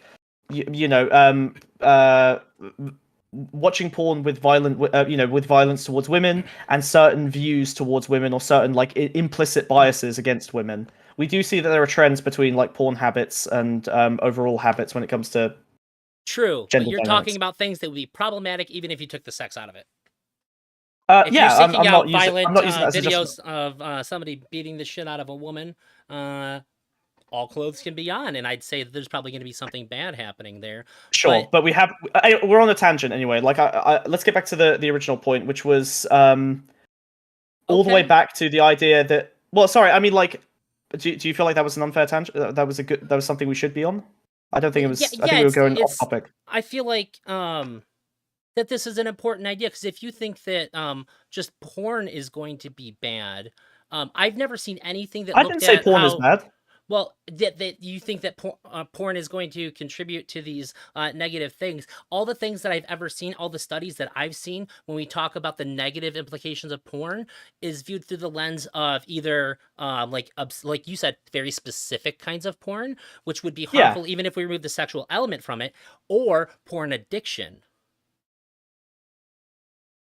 So when I don't see how they're being specific. Well, hold on. I don't see how the specific. First of all, the difference there is that there is like in a lot of those. Okay, right. So I don't think you can separate the porn from the violence. Like, obviously, if you took the sexual component out of like a BDSM, well, that's a fucking like suspending someone from the ceiling kidnapping, right? Like, I don't think you can disconnect those two things. They're intrinsically linked in that specific kind of content. So I don't think it's fair for you to say that you pull the sex out. Yeah, obviously. Like, if I slap a woman randomly.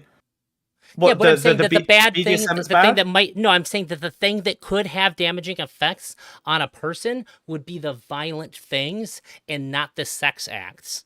That's what I'm saying. I'm saying that like masturbating to porn isn't going to be the thing that's causing the bad thing. Whenever we look at something and a study suggests that maybe there's some sort of negative thing associated with porn viewing, it's always through the context of there being some kind of violence involved, which can lead to a view of women changing in the person, or it's porn addiction. I've never seen anything that suggests that non-violent, non-obsessive consumption of porn causes any negative effects. And to the contrary, I've seen things say that it's a part of a normal, healthy sex life. Okay, I agree. I haven't asserted that. I haven't said that porn. But one of the reasons why I don't think that there's a negative problem, there's a problem there, is specifically because the performers have given an implicit consent to being sexualized and objectified. Like, that is literally a part of that process. The part of this that I don't like is not. It's not that I don't think that that I think sexualization is inherently bad. It's not that I even think that you can't objectify people. My problem is that you shouldn't be objectifying people that you have real life relationships with. You shouldn't be jerking off to them as a result of that, like, objectification, unless you have a reason to believe that it's reasonable for you to be like sexualizing that relationship in the same way you would if you were actually interacting with them over it. I think that leads to negative outcomes. I think that, by the way, the empirical evidence, like that anger management, and the those anger management the stabbing. Studies, yeah. I think that's a really strong analogy. You've got a dopamine release for a act that's being done in private, associated with in these studies, they were like, there was a bunch of different ways, but there's like a bunch of lab ways that you make someone angry that seem to work pretty consistently. So they'll piss someone off. They'll give them time to go do a thing like punch a bag or punch a pillow or whatever else. They'll try a bunch of anger management strategies over the course of several weeks. I've seen studies that talk about this. Well, here's the thing. The human mind is fascinating. It's really interesting, and dopamine being released during certain things doesn't always have the exact same effects during other activities. So when you're punching a thing, when you're mad, it makes you more mad. It's really counterintuitive, but that's what happens. But when I'm really horny and I come, it doesn't make me more horny. Yeah, but you've just had a huge burst of dopamine associated with a particular action. I don't think I think even you intuitively know this. If you find like a new piece of porn or something new that you're interested in that makes you come really hard, you're gonna go, holy shit, I'm gonna do that again. That's cool. That's a new thing. And you're gonna go chase that reward again, right? So like that is the problem. Like, you come really hard to the idea of fucking Sally, and then you're going to do it again, and then you're going to do it again, and now you're going to be reinforcing these patterns of thought, these patterns of behavior. Do you not think you're going to have more of those intrusive thoughts when you're interacting with Sally in real life if you're regularly jerking off to her in the background in your own private life? I don't think that they're intrusive. I welcome thoughts like that. I'm totally okay with it. Okay, do you not think that those thoughts? Do you not think that those thoughts where you objectify or sexualize them are going to flavor? Okay, right. I shouldn't ask you because I do think that you're an enlightened man. But do you not think that they're going to flavor the behavior?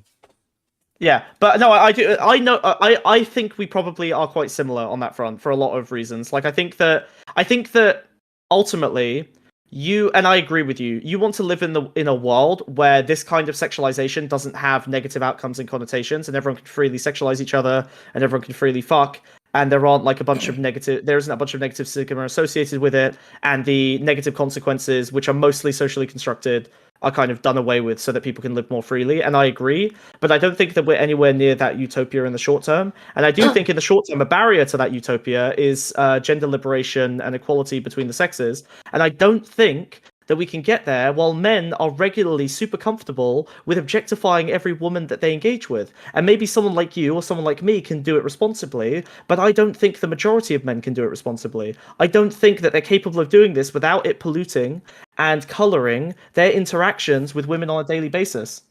So even if I grant you that, there's two issues that I have, which I'm not granting. Sure. I'm not convinced, but for the sake of Sure. argument right now, I will grant that. Yeah. So the first one is that I think that it is bad for you to deny your own internal feelings about things like that and then not act on them.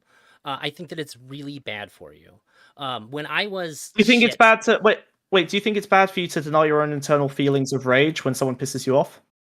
Yeah, you should talk about them. You should do something. You With should the person who's pissed you off, like I want to stab you in the face. I have the intrusive like feeling of like I'm so mad at you. I want to fucking punch you. Should you mention that to them, or should you No, resolve your feelings in another way? I think that when you're really mad at somebody, the best thing that you can do is to talk to somebody else about them and then figure out how you actually feel when you're not so charged. But I don't think that anger and being horny are the same thing. I don't think that they lead to the same outcomes. And I do not think that the patterns that come from expressing anger are the same patterns that emerge from having a sexual release. These are very different functions that we have. But I think you were happy to like I think even you agreed that you're going to be chasing those highs, right? Like you're going to be continuing to do a thing that works and you're going to repeatedly do the same action if you found it stimulating. You get the big dopamine release from it. That is the pattern of behavior being formed right there. You agreed to it already. I was going to make a kind of like a joke to help make my point is that when you Sure. said with Sally, like you said, and again, I was going to say, well, yeah, I'd probably repeat this action like 3 times, but let's be real. Sally ain't that fucking hot. She ain't that unique. I'm probably going to move on to something else. That's the great thing about our mind is that we don't have to keep on repeating things. That's why we found the new thing. We used to have a thing that was great. Now we want to try out different stuff. It's never going to be focused on Sally all the time. Now, here's the thing. This is the one part where I think that it can become kind of have probably some bad effects. If every single day you only masturbate to Sally, like it's like an obsessive thing, like you can't masturbate to anybody else and you can't tell Sally about it. Like either you gotta talk to Sally and say you have feelings about her. Don't tell her that you were jacking off to her, for fuck's sake. Oh my god, don't never do that. But you should probably try to pursue a relationship with her so that you can meet that and then find out that if it's a thing or not that can happen. And if it's not and you still can't stop it, then you should probably talk to somebody because it seems like you're obsessive at this point, which isn't going to be good for you. You're probably going to be building up strong desires for her that aren't going to be able to be reciprocated. You should probably talk to somebody about that. You should probably find a way to work that out in a way that's healthy.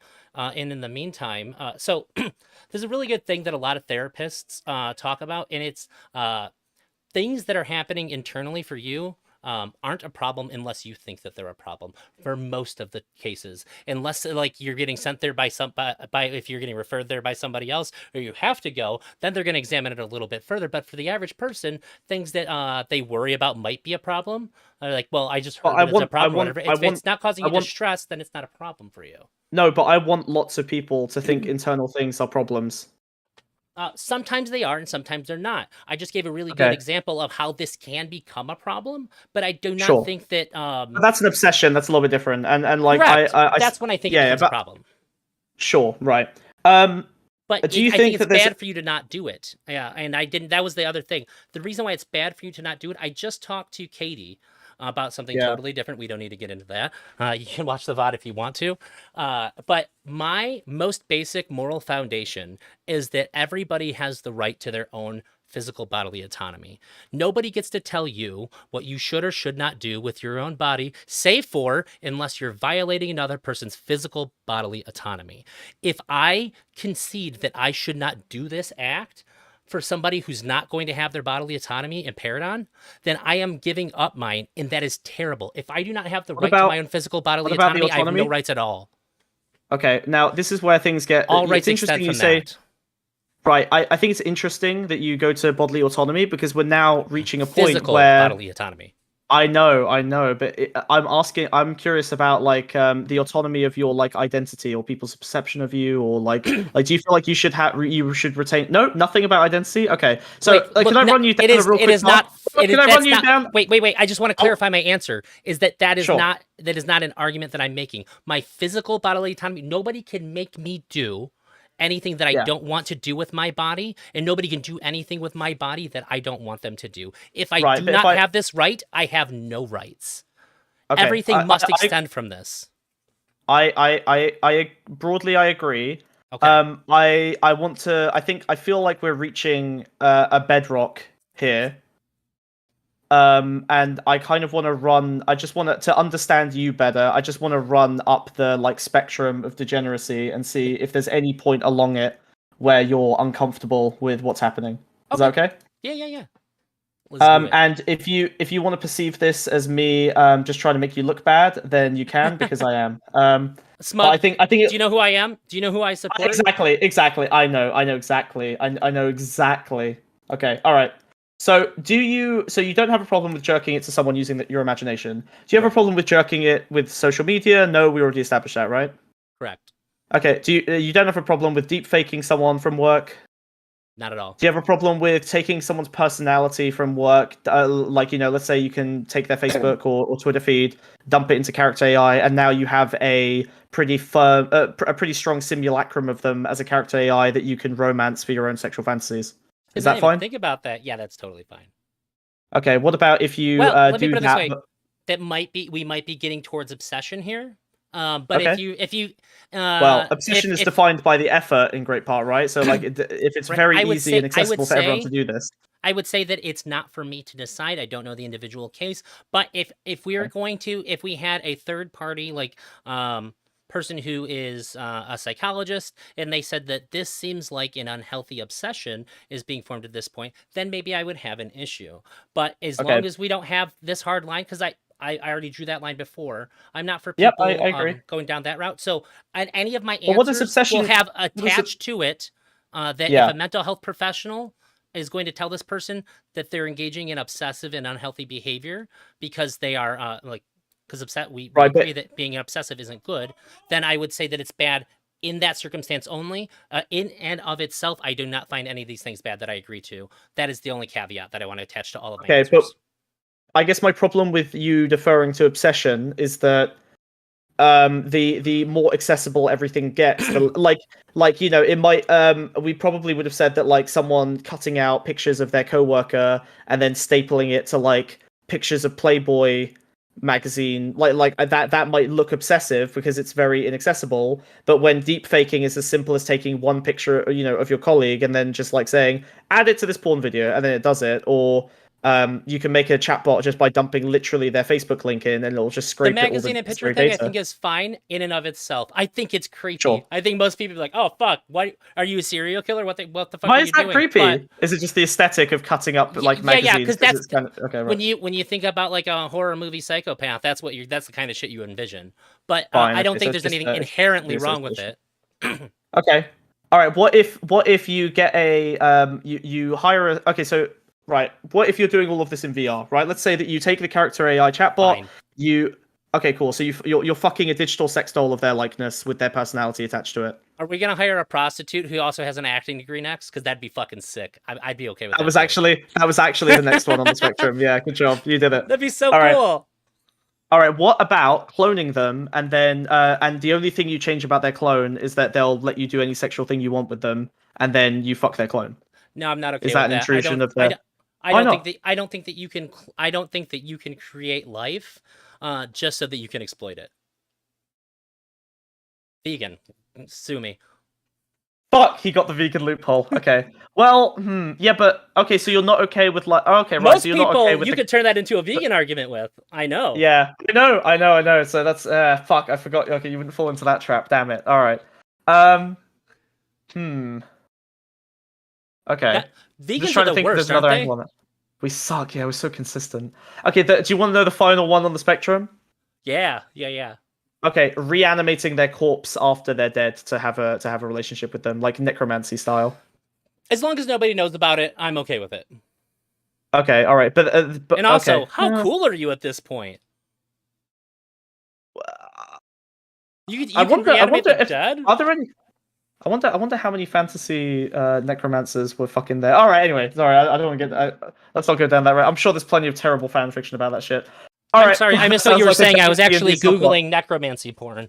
Yeah, exactly. Yeah. Straight to our witches versus patriarchy.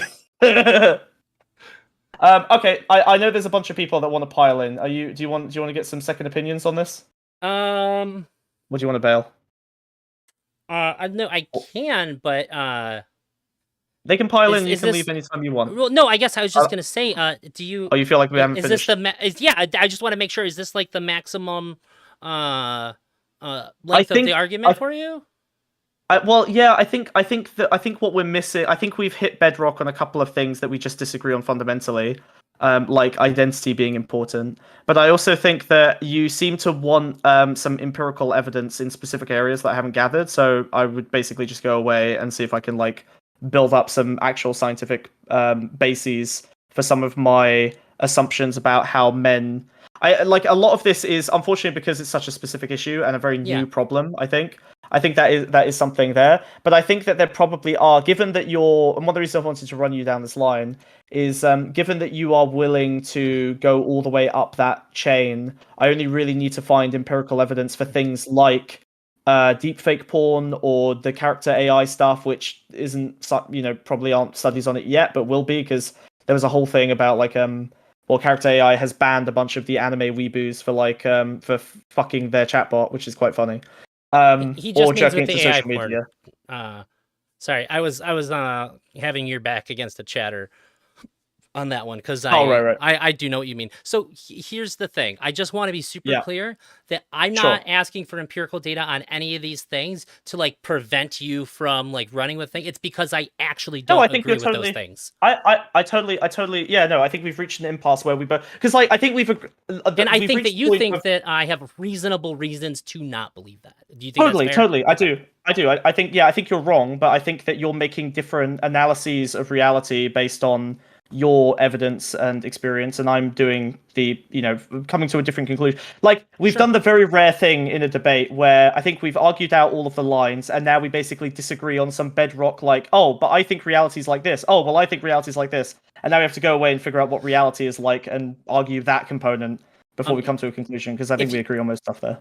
Yeah, I'm after this conversation, obviously I'm just gonna like passively look through things too. If Yeah. you find new evidence, I'm more than happy to redo this over again. But I want to say, you say this is the rare thing. This happens a lot with me. Because I know most of the time people can't change their mind, even all the way up to Mr. Girl. When him and I Yeah. disagree, we end up just the best thing that we can do then is to make sure that both of us understand where the other person's coming from. And if I still disagree, then I disagree. But I do understand why you think these things. And I think you're wrong, but I think that I don't think that you're bad if you're wrong. That's why I think people think you're bad if you're wrong, and I fucking hate that. Like, let people be wrong. It's okay. Yeah. Just don't I'm let totally them okay with you do being wrong. fucked up I can shit live to with it. people. Also, I do think that if you're going to do this, the thing that I think that would make this whole thing better is that you should really push for people to be better to each other, regardless of what they do. I don't think that it's really possible to stop this this action from happening. I think there's something so strong in our biology because like even people that have sexual proclivities that are illegal, they'll risk their the rest of their lives to find some sort of sexual satisfaction.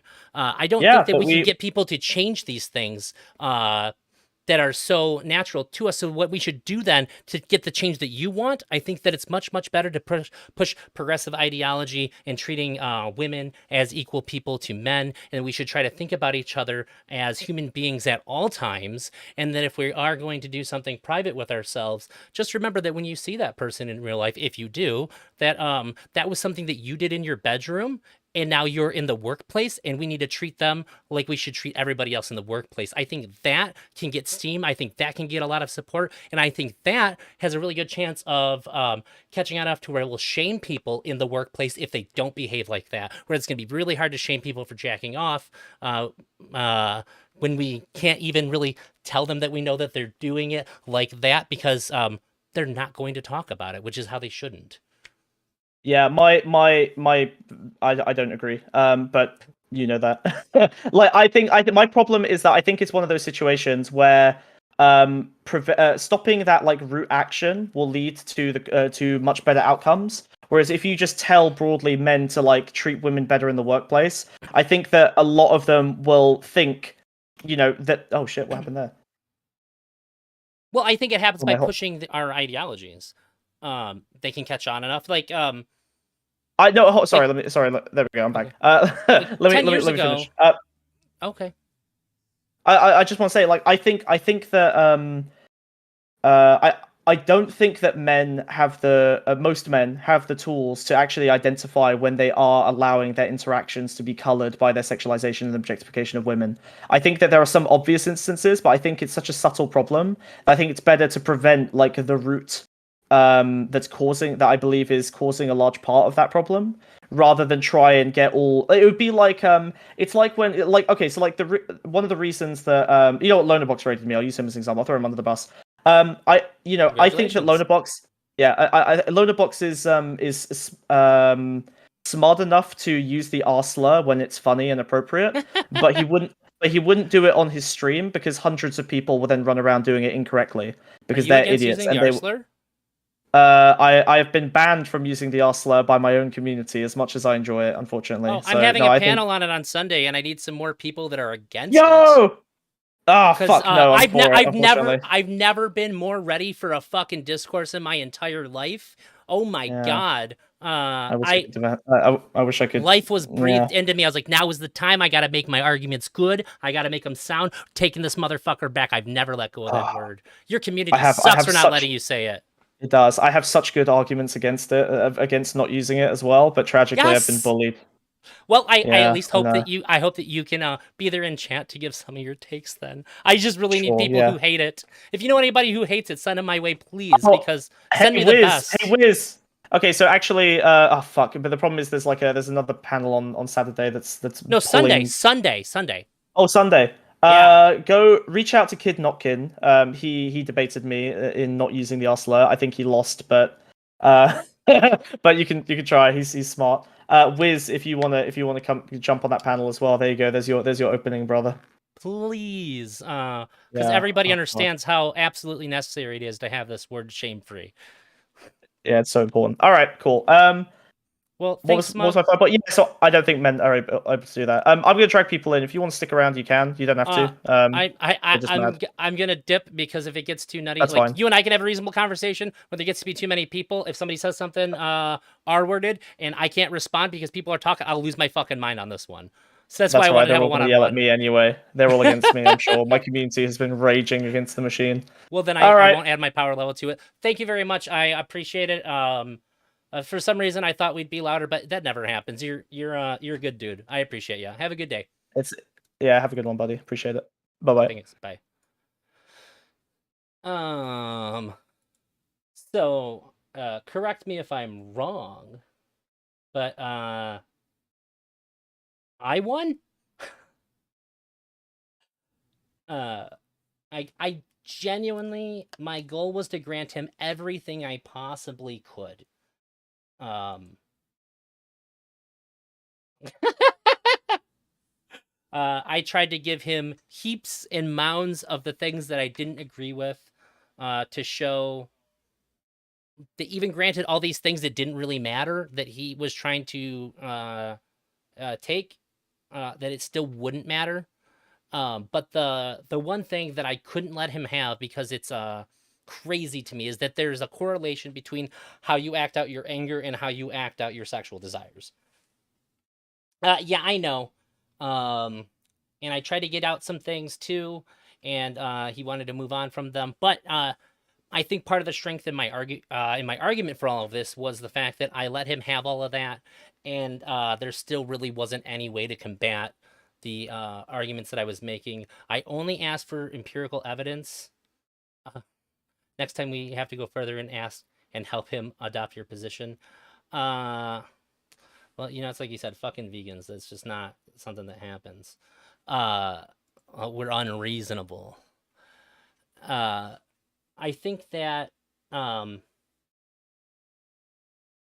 the reason why I asked for empirical evidence is because I think that it would be reckless and uh, bad for everybody listening to think that the way they engage with anger is the same way that you're going to engage with your sexuality. Like, I have to see not even just a study, I need to see several studies because everything that I've ever read about this says otherwise.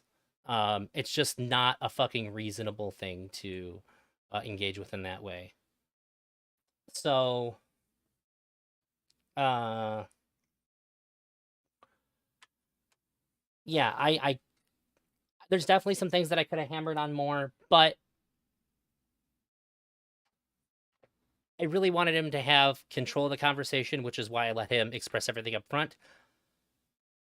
When it comes to this kind of a conversation, where I think that the very notion of it is absurd from the beginning, I have to activate my super charity powers and crank it up to 11 here because I need absolutely everybody to know that I didn't use any tactics. I didn't try to get him. I wanted to make sure that he had full authority to go anywhere he wanted with this and still not be able to discount any of the things that I'm saying.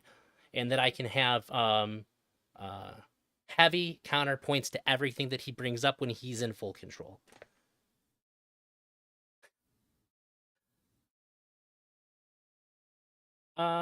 Thank you, Toby.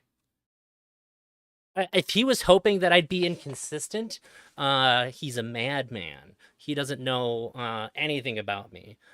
I am one of the few people in this world that spend a ridiculous amount of time thinking about and questioning their own moral system.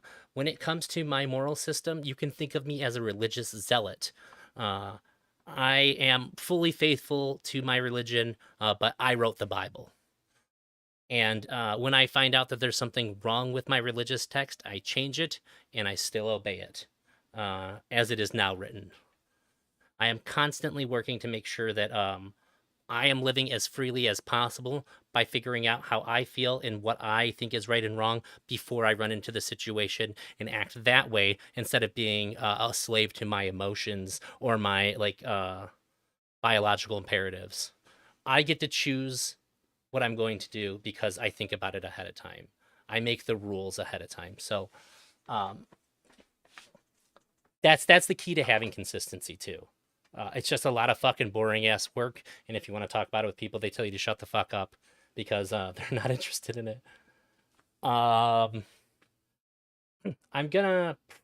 Thank you very much, and thank you to everybody. Everybody was super. The chat was awesome. I was reading you guys. The only time I think that I really chimed in was when I think Tornado said something about smug. I can't find it, but I just wanted to make sure that it was known that that wasn't what Smug said. Uh, my wife just says, "That's nice." I don't know what that's in reference to. Um, but just because, like I said, it was super important that I appropriately represented him at all times. When things are a little bit more murky and it's a bit more of a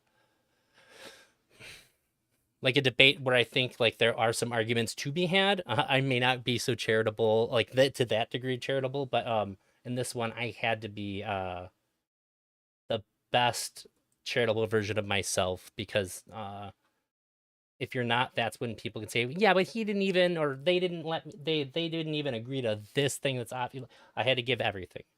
I just put out a video, a short on YouTube, and I put it on TikTok. I think it's gonna do really well. I was playing. Have a good one, Tornado. If you want to stay for like 10 seconds, I can tell you about this really cool thing I did. I got the Hogwarts game, and I have a wand, like just like a plastic wand, and I was casting spells with it, far away from my computer. I didn't have a controller or anything. I got a way to just like cast the spells. It was really cool, like 28-second uh, YouTube short. If you guys want to look at it, if you think it's cool, put a like on it. I put it on TikTok and stuff too. I'm hoping that it'll generate some traffic for the stream because it's a very, very clickable, silly thing that I came up with when the game was about to come out. So, all right, I'm gonna get out of here. I got some stuff to do. I got to work on the vasectomy review, and I got a couple other things that I'm working on. But thank you all for being here. If you're not already following me, please follow me. It's free. Like, why not? You had a good time. I don't want to say anything shitty about Smugbug. Thought about making a joke, but he's a cool guy. And if you're on YouTube, please like the video and subscribe to me. Also free. Take it easy, guys. I will be streaming tomorrow. Oh, tomorrow's I have a set schedule now. It's my day to react. So if you want to show me anything, if you want me to listen to a song that you like, if you want me to watch like a debate or anything like that, you can put it to me in chat and I will check it out. Anything you guys want, assuming it's TOS. If it's not TOS, fuck you. Don't do that to me. Be nice to me. I'm nice to you. Hey, Froggy Style. Good talks, Eldrazi. I like learning about your style of thinking and arguments. Thank you. If you have anything that you think that would be cool to see my style of thinking and arguments on tomorrow, be sure to put it in my chat. That's a great way to learn about it then. Again, thank you guys a bunch. I will be back tomorrow. If not, maybe later tonight. I'm also going to try to stream Hogwarts Legacy to try to like coast on this this video that's already gotten like a lot of views on TikTok. I knew it would. That just seemed like smart algorithm hacking, basically. But I am out of here. Oh, also follow me on Twitter. I've been schizo posting at everybody on Twitter lately, and it's been fun. Take it easy, Jenny.